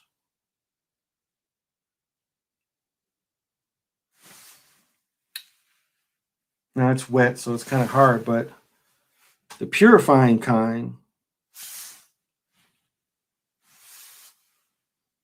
look more like this. And just to give you a comparison, I keep this in my water, so I don't want to lay it anywhere. But to show you the comparison is the average you buy looks like this, that they just polish. See, this is a rougher type.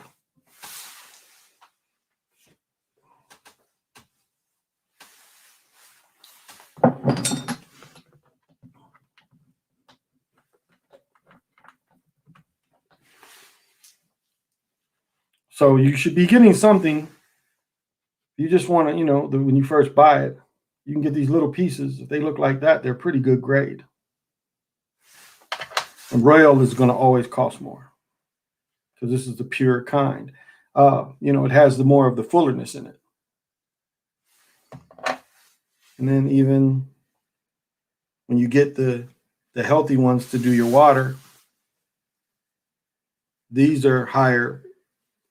These have a higher okay, so this normally would have a higher carbon compound than just the normal polished, because the normal that you pay is polished.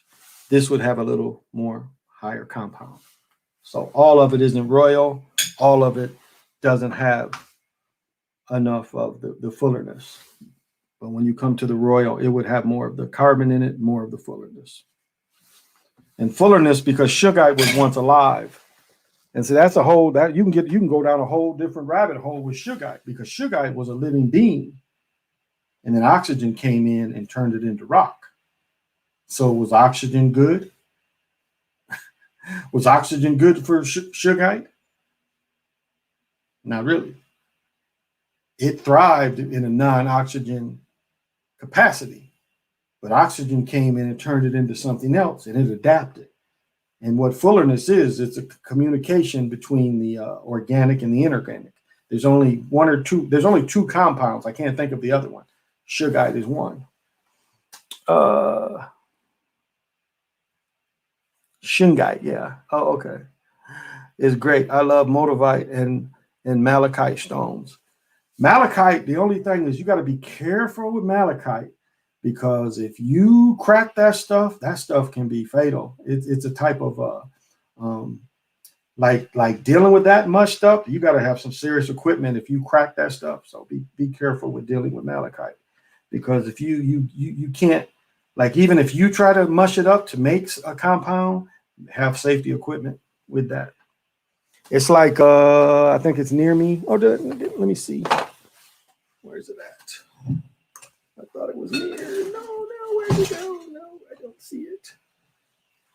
Oh, here it is.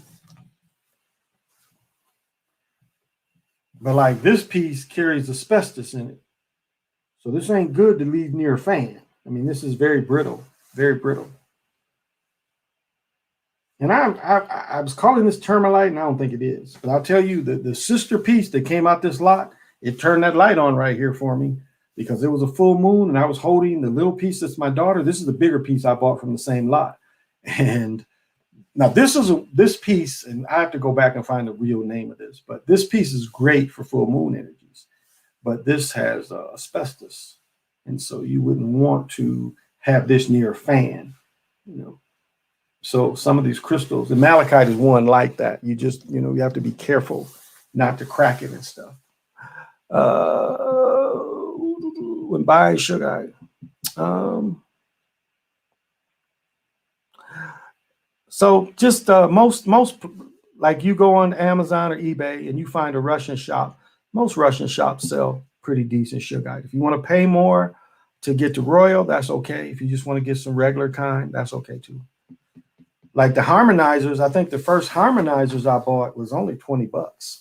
It gives you soapstone and sugarite. And I'll tell you what, you get even the normal sugarite and you get to dealing with that and you feel a rush, quite a rush of energy. And then the soapstone kind of meets it.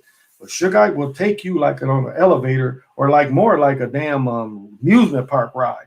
It will go 0 to 60. It has the ability to take you there, especially if you're in the right state of mind and you tap into it, it will woof. And the soapstone is like it'll meet it, but you'll feel the energy really rising really fast. And part of your consciousness might not be able to handle that. And you're like, oh my goodness, this energy is coming in really hard, really hard, really hard. How am I gonna? Because I'm gonna miss it because it's coming in so hard, and that soapstone will meet it. Whereas this will be like the same way. It's like, okay, sugar, you want to go up, I'm gonna go up with it. But it's more mellow. It matches the energy with it. So,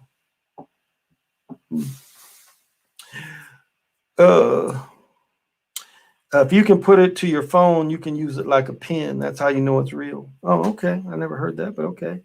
What's the most powerful crystal for manifesting? Citrine. Yeah. I mean, try citrine. You got to remember it's fairly expensive because a lot of times what they want to give you is cooked amethyst because you can get amethyst and you can cook it and it'll turn into citrine, but you want to get real citrine. And it's on the table over there, the piece. And remember, it's a trickster ass energy too. So remember that it can have a kind of a tricker energy into it too. So, but citrine is one good thing for manifesting. I think sugarite is too, but citrine is known for that. So that would be my idea. Yeah, if it breaks, it's overloaded. Beautiful stone though. Yeah.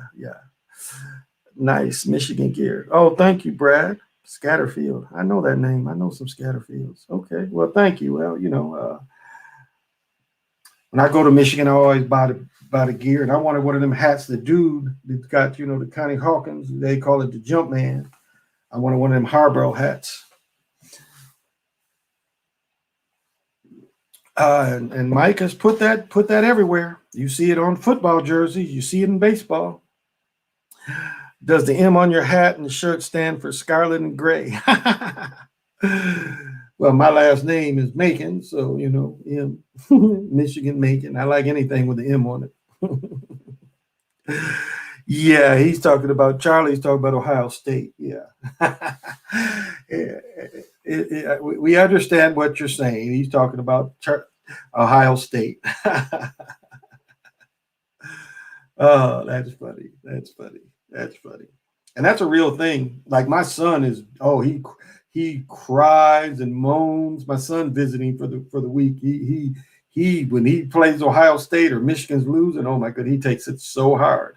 But it's funny the way the state is divided up, because in parts of southern Michigan on the border, they Notre Dame fans. But then you kind of start going into mid Michigan, like Kalamazoo is kind of a lot of state fans. But then you go to the other part of the state, like you get past Ann Arbor, Lance or Ann Arbor, maybe even Pontiac, Ypsilanti, they be Michigan people. So it's kind of funny the way the state is kind of cut up like that of who people go for. But a lot of people go for Michigan. A lot of people go for state too. And I love state because my great grandfather was the first brother to come up out of there. It wasn't even called state. It was called something else. His degree said something else. Might go order hot cakes with the hockey puck sausage. Oh, glad you reminded me. Let me tell you what one of my friends thought they were nice, and they tried to fool me. So one of my friends came over here and they claimed they had hot cakes and hockey puck sausage. But when I opened and this is homemade. She's home cooked some stuff. It wasn't the delicious stuff from McDonald's. It's home cooked.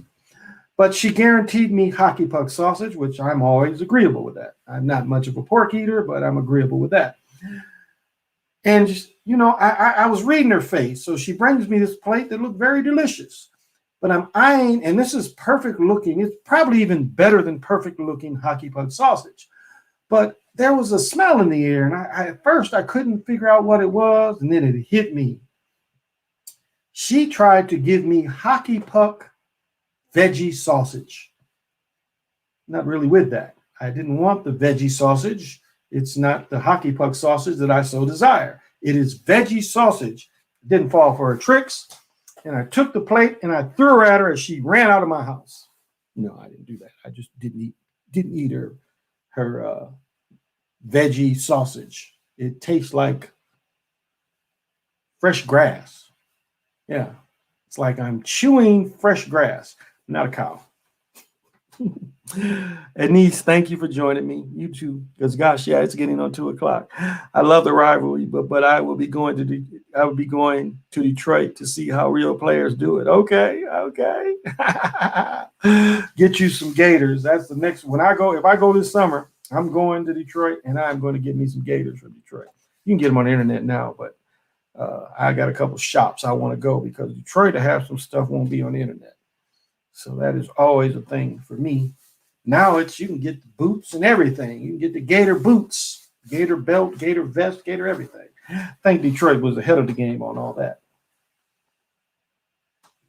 Because having expensive belts ain't nothing new. Now you want the buckle to show. That ain't nothing new with wanting the buckle to show. That goes into, when they bull ride and they win the bull ride and they give them a big old buckle. Now you got a lot of people because it says a brand on the buckle, copying the bull riders. Elvis was wearing them big buckles too,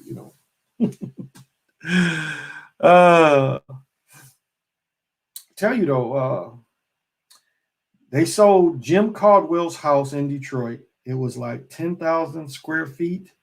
It was only $6-7 million. Yeah. So it's some good deals in Detroit. Some of those old historic homes that these auto barons had now are affordable. So Detroit's making a comeback. Again, they're going to have to figure out something with them water pipes and not charging people with them empty lots for the water. They're going to have to do something about that because people don't want to invest in that. People buy up that land, but, Detroit is greedy and they're trying to make money. So you buy all these lots and you're not using the water, but they're going to charge you for the water. So as soon as they get rid of that, more people, because Detroit's not, I'll say this, there's a nice energy in Detroit. There really is. And the same energy I can feel in Chicago. I feel in Gary, but Chicago as well. I'll just say this, there's an energy in the Midwest that's really lovely if you can tap into it. And Chicago has that energy. Chicago and Detroit, I'll even say Detroit it's an older energy that you can tap into that is really, you don't feel anywhere else. They use it negatively against a lot of the people because the people don't feel it and don't know how to tap into it. But the people that can tap into that, that's a really good energy. Well, I'm going to do my divinations. So we should be on 13 platoon, 0. Okay. 13 platoon, 0 platoons, 8 tunes. We should be on 7 Uno, and we should be on 11 kin. And 11 kin is 11 kin is Chin, monkey, artist, trickster, principle of intelligent co-creation of the higher life, and the energy is coming out of the West. Now, Moray, you were asking about manifesting. To me, knowing the direction of the energies on the given day is a way to give yourself a push to manifest. It really is. That's what I found. It's like when I'm trying to manifest on certain days, and I even use that with my medicine wheel, because I can go into the West and try to see if what I'm looking for is in the West. So I know it's kind of going off a little bit, but it just gives you a push. It's a natural push for the day. And this is the glyph for people that are into glyphs. And I always tell the story when we get to this card. This is one of the few cards that shows the day god and the night god. I know they try to say it's connected, but in the original codex this shows the day god and the night god. Not many. And it's hard to find names for the night gods, but this is one of the examples. In this image on the card, we see the monkey and the skeleton showing a connection between two extremes of life, the dynamism of the monkey and the immobility of death. The monkey holds a knife, death holds a heart. The fact that they share the same heart is showing that both are different sides of the same living being. Although the image of the knife and the heart may call to mind, we can skip that. It's important to note the historic Toltec, let me skip that. In abstract thinking, the Toltec understood the importance of being aware of our mortality in order to give life its full value. In their symbolic language, the knife represents enhanced attention, also called second attention. The skeleton or skull means transcendence, and the heart represents life. Thus, the image represents the achievement of transcendence, and the life comes as a result of managing attention under the awareness of our own mortality. The transcendence and special managing of awareness is what we call wisdom in the context of this card. Getting this card means that you have or you need to develop a passion for learning and understanding, a vocation for traveling deeper into the realms of knowledge and skills to teach others. It is important here to consider the Toltec concept of teaching, which requires our understanding the concept of learning. In their perspective, the learning process does not consist of the teacher having the knowledge and then giving up the knowledge to the student. On the contrary, it was the student who would get the knowledge by him or herself. The word for this learning process is mnemonikos, which translates into teaching yourself. In that light, the role of the teacher was not to represent his or her as a source of knowledge, but to support the students in their process so they can teach themselves. The bottom line for the Toltec sage was there's no greater teacher than the Great Spirit. The human teachers are just supporters of the great teacher. They help the apprentices to teach themselves by connecting directly with the Spirit without intermediaries. This is a sharp contrast with modern attitudes of teachers or spiritual leaders who put themselves in a higher place to be admired by the followers and who so often would make profits out of their students' devotion. Because of this commitment to connect with the Great Spirit without distracting intermediaries, there is no such room for worshiping people in the Toltec tradition. When the teacher forges his or her connection with the sacred source of all knowledge, the soul dies and the result is a living fraud who needs to worship others to believe his or her lie. So for those of you that can use that, I do try to give freely. Service to others, that is important to me. I can't tell you, I do know how much food I delivered to people today. It was just ridiculous. The people almost didn't want it. It was so much food. They were like, what am I supposed to do with all this? But it is a good feeling going to all these homes, and some people I helped put the food into their house, and to see these houses, these homes where when I go in there, their refrigerators ain't much in there. When I leave, they're looking at me like, what am I going to do? When am I going to eat all this? And that's a good feeling. That's a good feeling where it's too much food. It's never anything called too much food. And so that is a good feeling. And so I do that freely without any kind of thank you. And I'm not mentioning now for anyone to thank me, but I'm just saying. And then my little man that lives underneath me, I gave him a bunch of stuff. He was like, he couldn't even shut the door. I gave him so much food because his mother, she's on that shit and she be in and out. And I just know that any kind of substance I can give him, and I know what he'll eat and what he won't eat. And so he needs substance. He has to eat something. And so what I give him, yeah, most times it's sweet. And I'll say this, they give away a lot of unhealthy foods. I'll say that. Like a lot of people don't eat wheat bread, not just pure wheat. So they give a lot of that away. I know it's a lot of sweets they give away, which I find interesting. So, but a lot of these people, if it comes to the point of eating sugar or eating nothing, you'd gladly eat something with sugar in it. So, but that's a good feeling to see these people with barely anything to eat. And there's a lot of old folks. I mean, we have all these programs to feed children, but we don't have a lot of programs to feed older people. And it's not just one group. It's a lot of, and I'll say that I live around mostly Europeans. I would say 98% of this area I live in is European. And it's a lot of old people that their pensions ain't helping them. Retirement money from the government ain't, they get hungry, they be hungry. And these are lost people. I mean, can you imagine being in your 80s and you're hungry? And some people are too proud to ask. And these people will go hungry. And the thing about being hungry is you're prone to accidents, you're prone to injury, you're prone to sickness.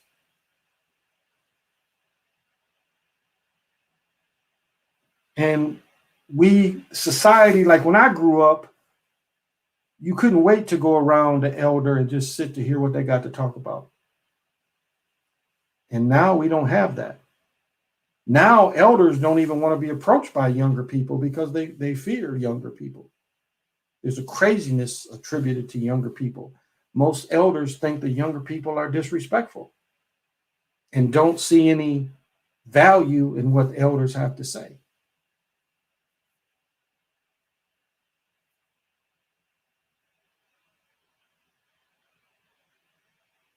And it's not even the thing with the barbershop anymore, where you had an elder sitting in the barbershop and the young brothers can just listen to the elders chop while you waiting your turn to get your hair cut. That dynamic has even changed somewhat because going to some of these popular barbershops is so competitive, a lot of elders stay away from that kind of thing.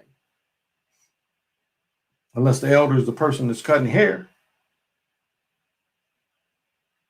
And that's what people missed when Ice Cube did the thing with Sid's part, keeping the old elder there, because the elder had some knowledge. Yeah, his skills of cutting wasn't that great, but he had knowledge that could help young people. Was the point? I can't say Sid played that point well, but this is the point of keeping the elder there. So, hey YT, thanks for joining me. Hey D Montan, thank you. Oh, that's a good. How do you find your name? Trying to find your name in super chat. I don't think I have a super chat. I think you got to get 1,000 people. I just got the catch up. How do you tell which direction the energies are going?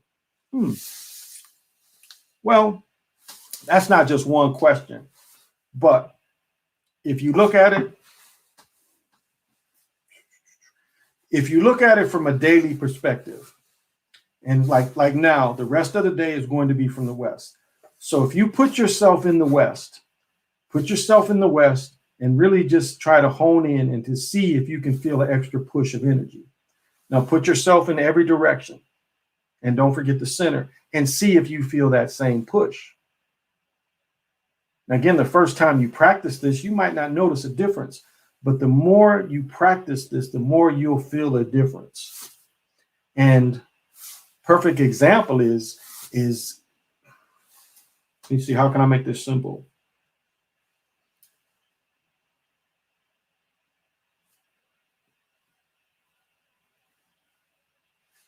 Okay, so I guess I'll give this example. So when I had to find my cousin that was in between, and I had to find him, I end up remember finding him. He was south, and I had to go 7 floors, 7 down. Or was it 7 up? No, maybe that's not a good example. I'm trying to how to benefit on it. I guess that's the easiest way I could tell you. It's just every day I say this. Try to feel that. So today in the West, take a few minutes, and everybody, it doesn't take but a few minutes. Feel this. Few minutes. Go to the West. See if you can feel anything. Go to all the directions, even the center. See if you can feel anything.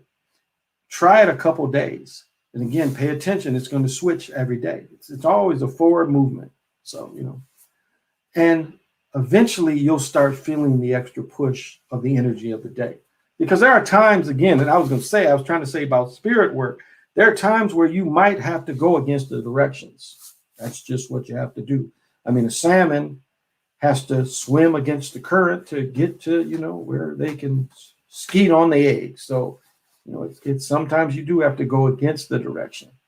So that's the easiest way to feel it to me. And it's a practice. I mean, this is a practice. It ain't just, abracadabra and it's going to happen for you. I mean, it's a practice that you really have to work on.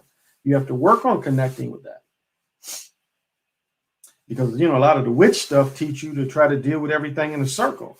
And that's how they have to do it. Because again, the beings are natural to them.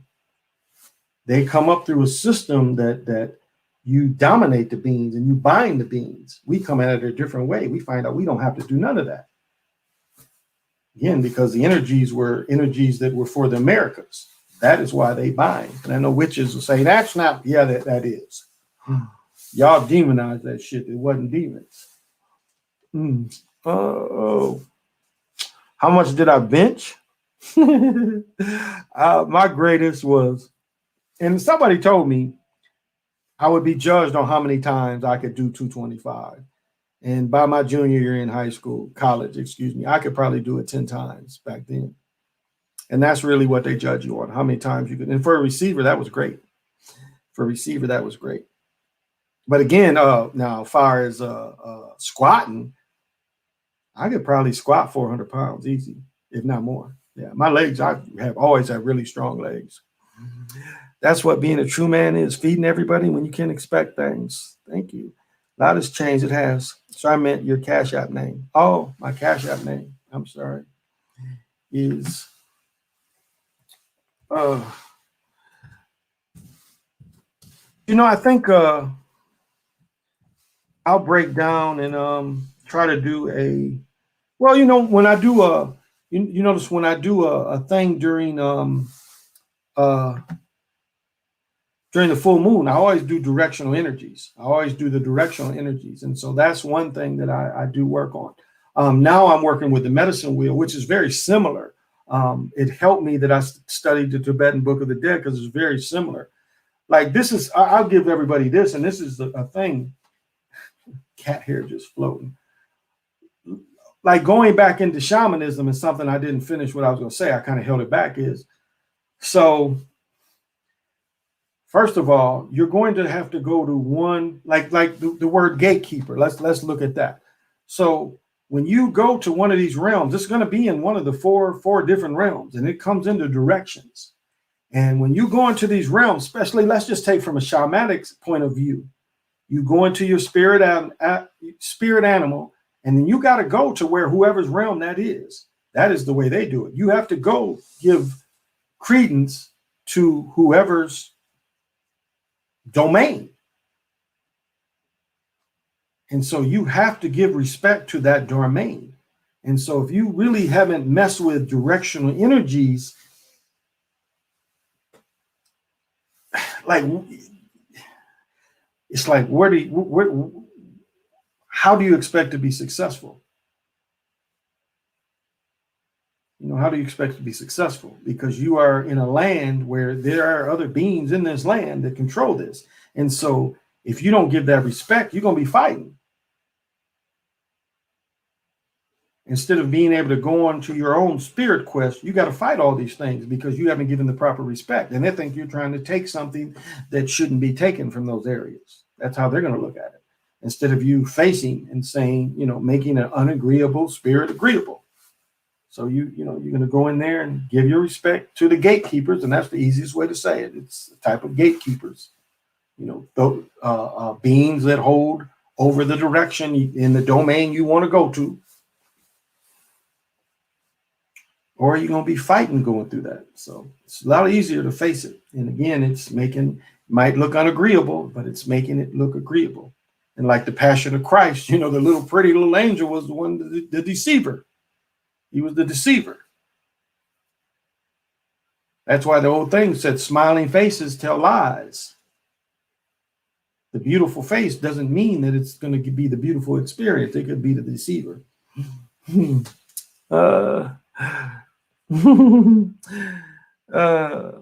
It's almost hockey puck sausage this time. This way. Yeah, I guess it is. Yeah, it's on the east. It's going into 3 o'clock. Hey, Preston, thank you for joining me. Yeah, gatekeepers to each direction.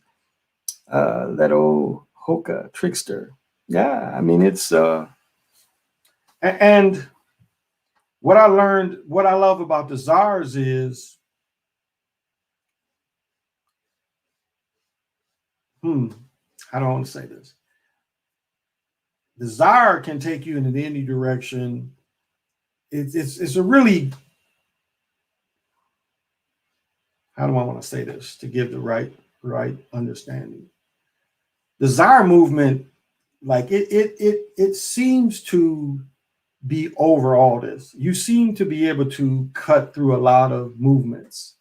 Like the shaman, you got to find your place on how to get into the earth. You got to find your spirit animal and then move. With the czars, you can just move and you can open the door. Like instead of you having to do all those steps, the czars will put you right at the gate and you get out like, what's happening? This is what I'm trying to do. What does it take to move through with respect? The czar, can you just open the door and you right there? Where the other thing, you might have to take all these other steps. The czar just puts you right in there. And then the czar with the time ribbons being there, it's a cool way because again, you can czar back into people in the past. And that is very cool. That is very cool. It is a shortcut. Oh, it is a tremendous shortcut that seems to override it all. It seems to override everything. That's what it seems to be the ultimate way to move. Now, I know a lot of this book talks about the blood and talks about, trapping these spirits, but it tells you how to move through that stuff too. And it is like, yeah, this is a better way. This is a better way. And then again, looking at Legion, talking about time in the hallways, but being ribbons, Legion puts the time, the years back and but it's like a ribbon. And it's like you can put all that together and then throw in Hanukkah with it, one movement, one measure, and all these studies. And it's like you can put all these studies and like, yeah, it's definitely a cheat. My phone's telling me it's time to go to bed. Or it's full. Yeah, 2:14 is saying it's time to go to bed. And every time I put this damn thing on here, it freaking shuts off my damn alarm. All right. So yeah, it definitely seems like a shortcut.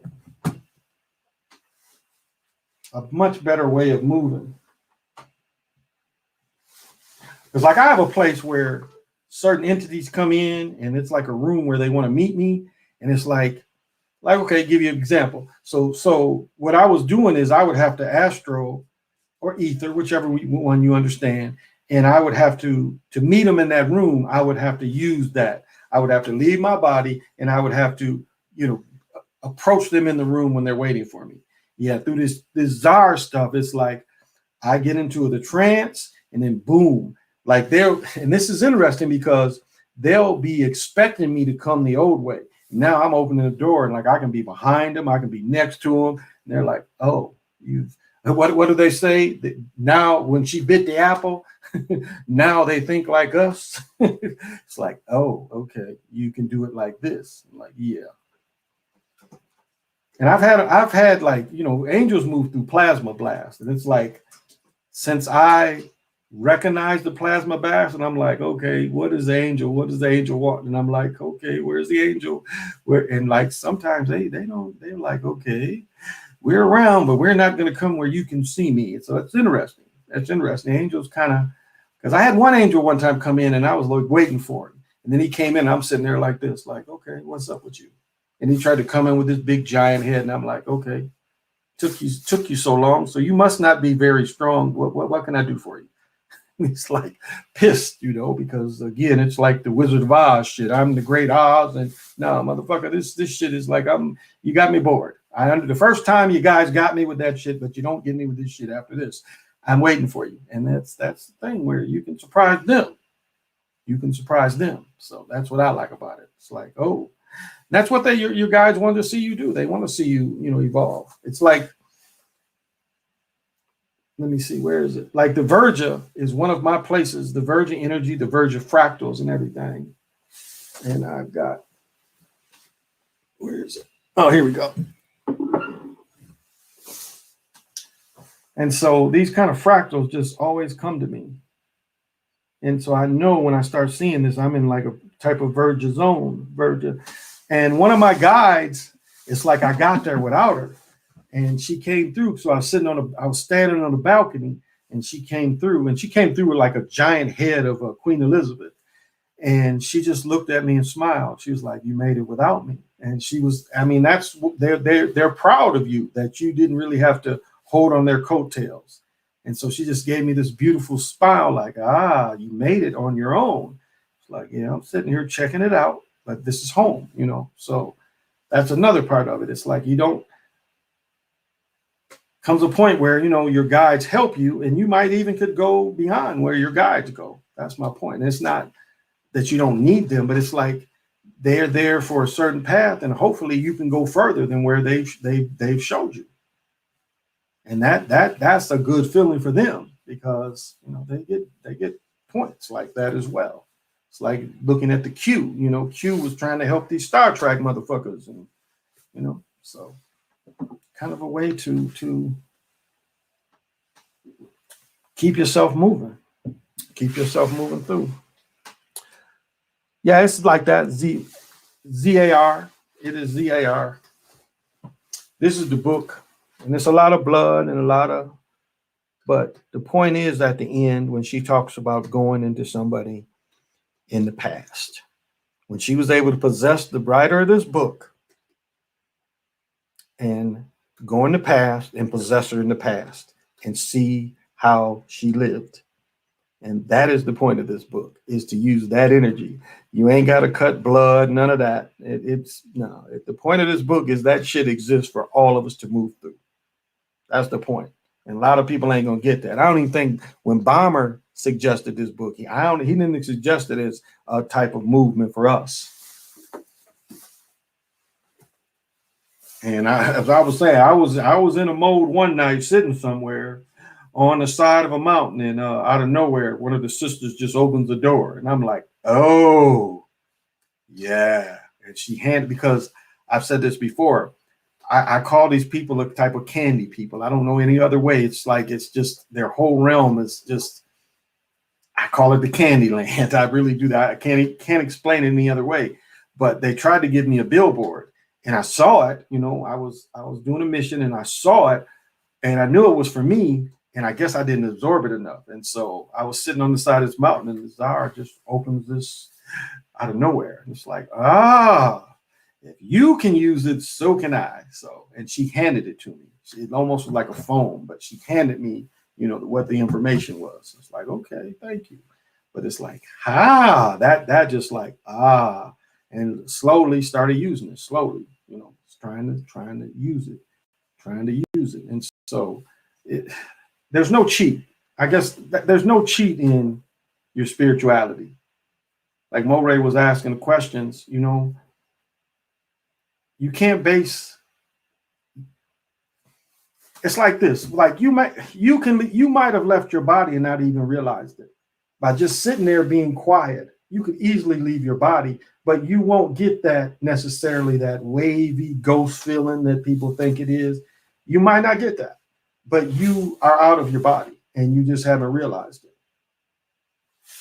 And one way is if you get that feeling like you're sitting there and you think you're staring ahead, but tell yourself to turn.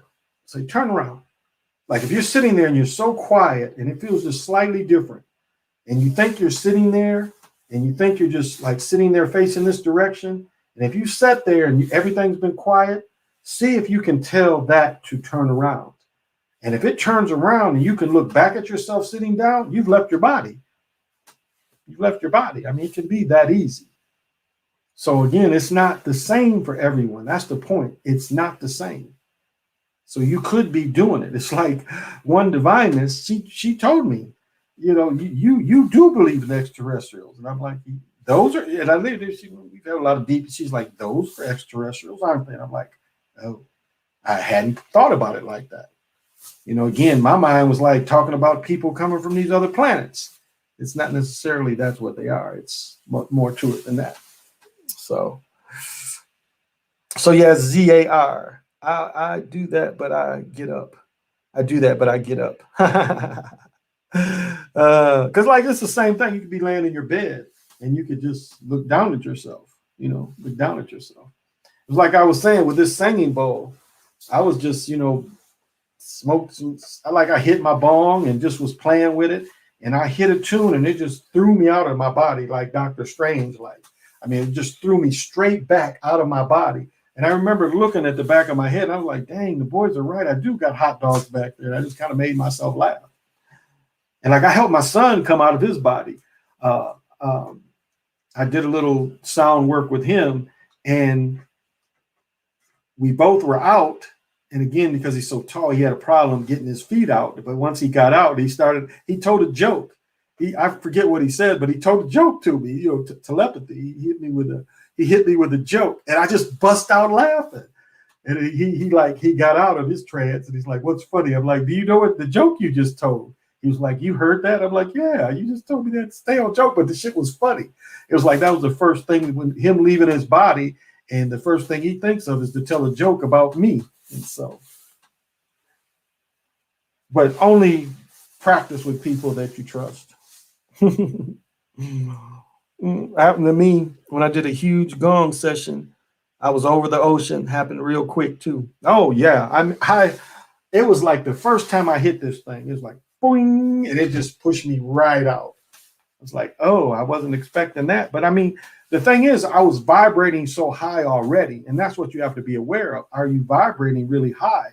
Because if you're vibrating high enough, it's easier to kind of do that kind of thing. But again, don't compare it to anybody else.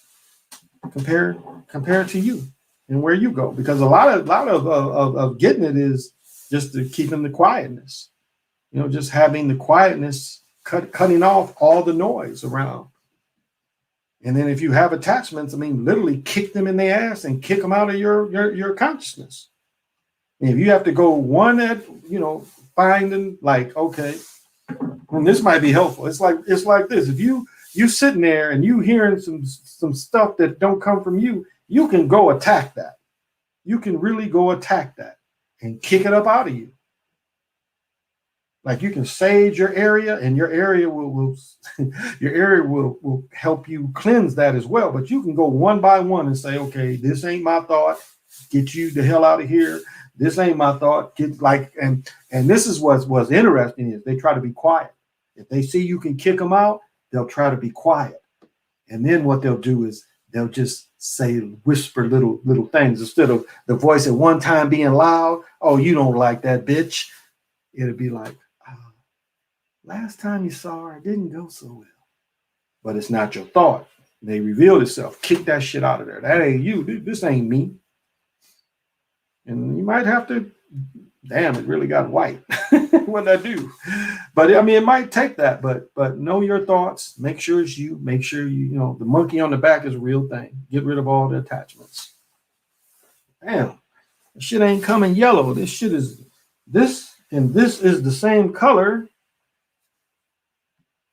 but on there it looks more, doesn't look this, it does, there, look, this and this is literally the same color, but on this it doesn't look the same color. Interesting. uh, but that's, that's a way to, that's one of the first steps, is get rid of all attachments, get rid of all thoughts that ain't your thoughts.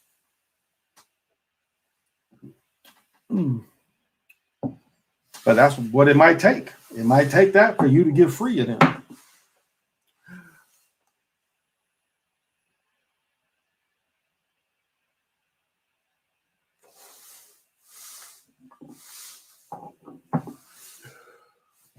That's what it might take. And it's like, don't compare yourself to everybody. That's the biggest thing. Go whatever you at. If you can just quiet your mind, be happy with that. And then go on from there. Because everything is about vibration. I mean, just because you can't see this vibrate, don't mean it doesn't vibrate. This is constantly vibrating. Like even this bowl always makes a sound. If wind goes by it, it makes a sound. Now, I can't hear it, but just anything that goes by this, it makes a sound. It is always making a sound. That's kind of how everything is. Now,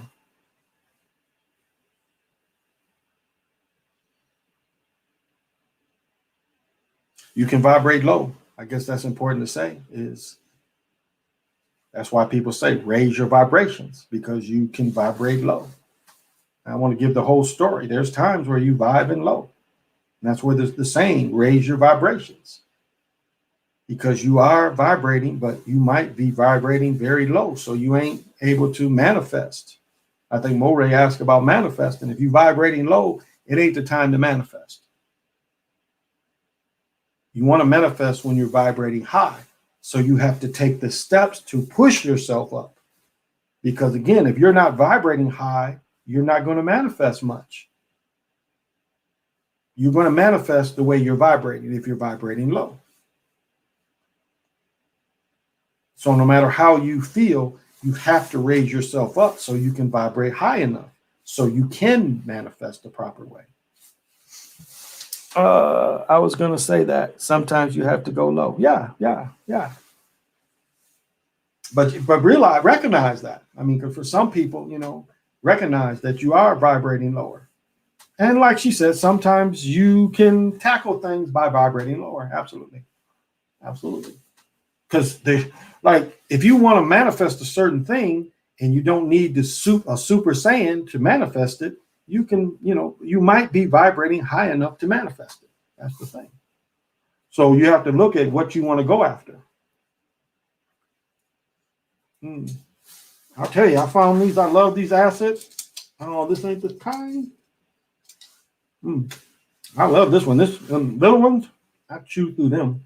But this one, you see this is like a day eating it, and it just coats my throat. That's why I like it. I go low to high sometimes, and that's a good point. That's a good point. Because sometimes, I'm not going to tell her secret. I'm not going to tell that. Because you just shot me something.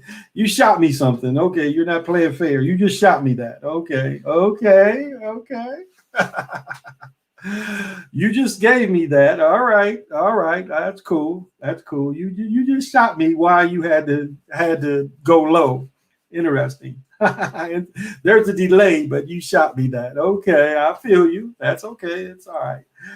I didn't find that evasive. It's kind of funny because I read that. Because when I read it, you shot something too. That's interesting. All right, I'm feeling you. That's okay. Yes, that's a good point. That is a good point. I'm not going to take it further than that. I'll leave that between me and her. But yeah, you're right about that. I feel you. Because that does become necessary at times. But that's funny. You shot me that. I got it. So I definitely got what you was thinking. I got it. That'll stay between us, though. Well, guys, I am going to call it. But thank you for the kind words. I try to take the 2 days off and do the sports thing on those days, but just get busy. You know, my son with his video stuff, he needs a computer sometimes. So, but I try to come on this time, most of the times, you know, I try to do 5 days a week. So sorry, wasn't able to do last night. And you know, once I get 1,000, I can leave little messages and stuff. So that'll come. I mean, this channel's only been going up 2.5 months, not even 3 months, and before it took me almost a year just to get to where I am now. So it's moving enough. I know how they throttle stuff down, so I see kind of what they're doing. They're trying to make it a slow crawl to 1,000, but that's all right. That's all right. You know, but I enjoy sharing. You know, I enjoy watching, listening to other people. You know, it's not like I don't. I love listening to comedians. I love because a comedian is that quick thinking, that quick thinking, that quick thinking. I mean, a comedian is able to tell a joke and have two more jokes waiting. I mean, that is how great a comedian can be, and that's why I like that quick thinking. And a lot of this is that. You know, a lot of this is that. But Sovereign Queen, you should come on one night because you have a lot of sauce. So if you ever want to come on and just kick it and teach your knowing. So I am 8 Wind is Timeless, and this has been the Chocolate Mountain Show. And I always end with Eshawn's poem. I don't even know the name of the song. I can't find the song because he's with Nexus. He does this line with Nexus and not Eshawn, and I'm not finding it at Nexus. But again, it came from 94, 95, but I'm not finding the Nexus. I don't know. Maybe Apple Music doesn't have everything, but it's I'm not a New York rapper or an LA gang banger. I'm just an old school Detroit crack slinger. This has been the Chocolate Mountain Show, and till we meet again, thank you.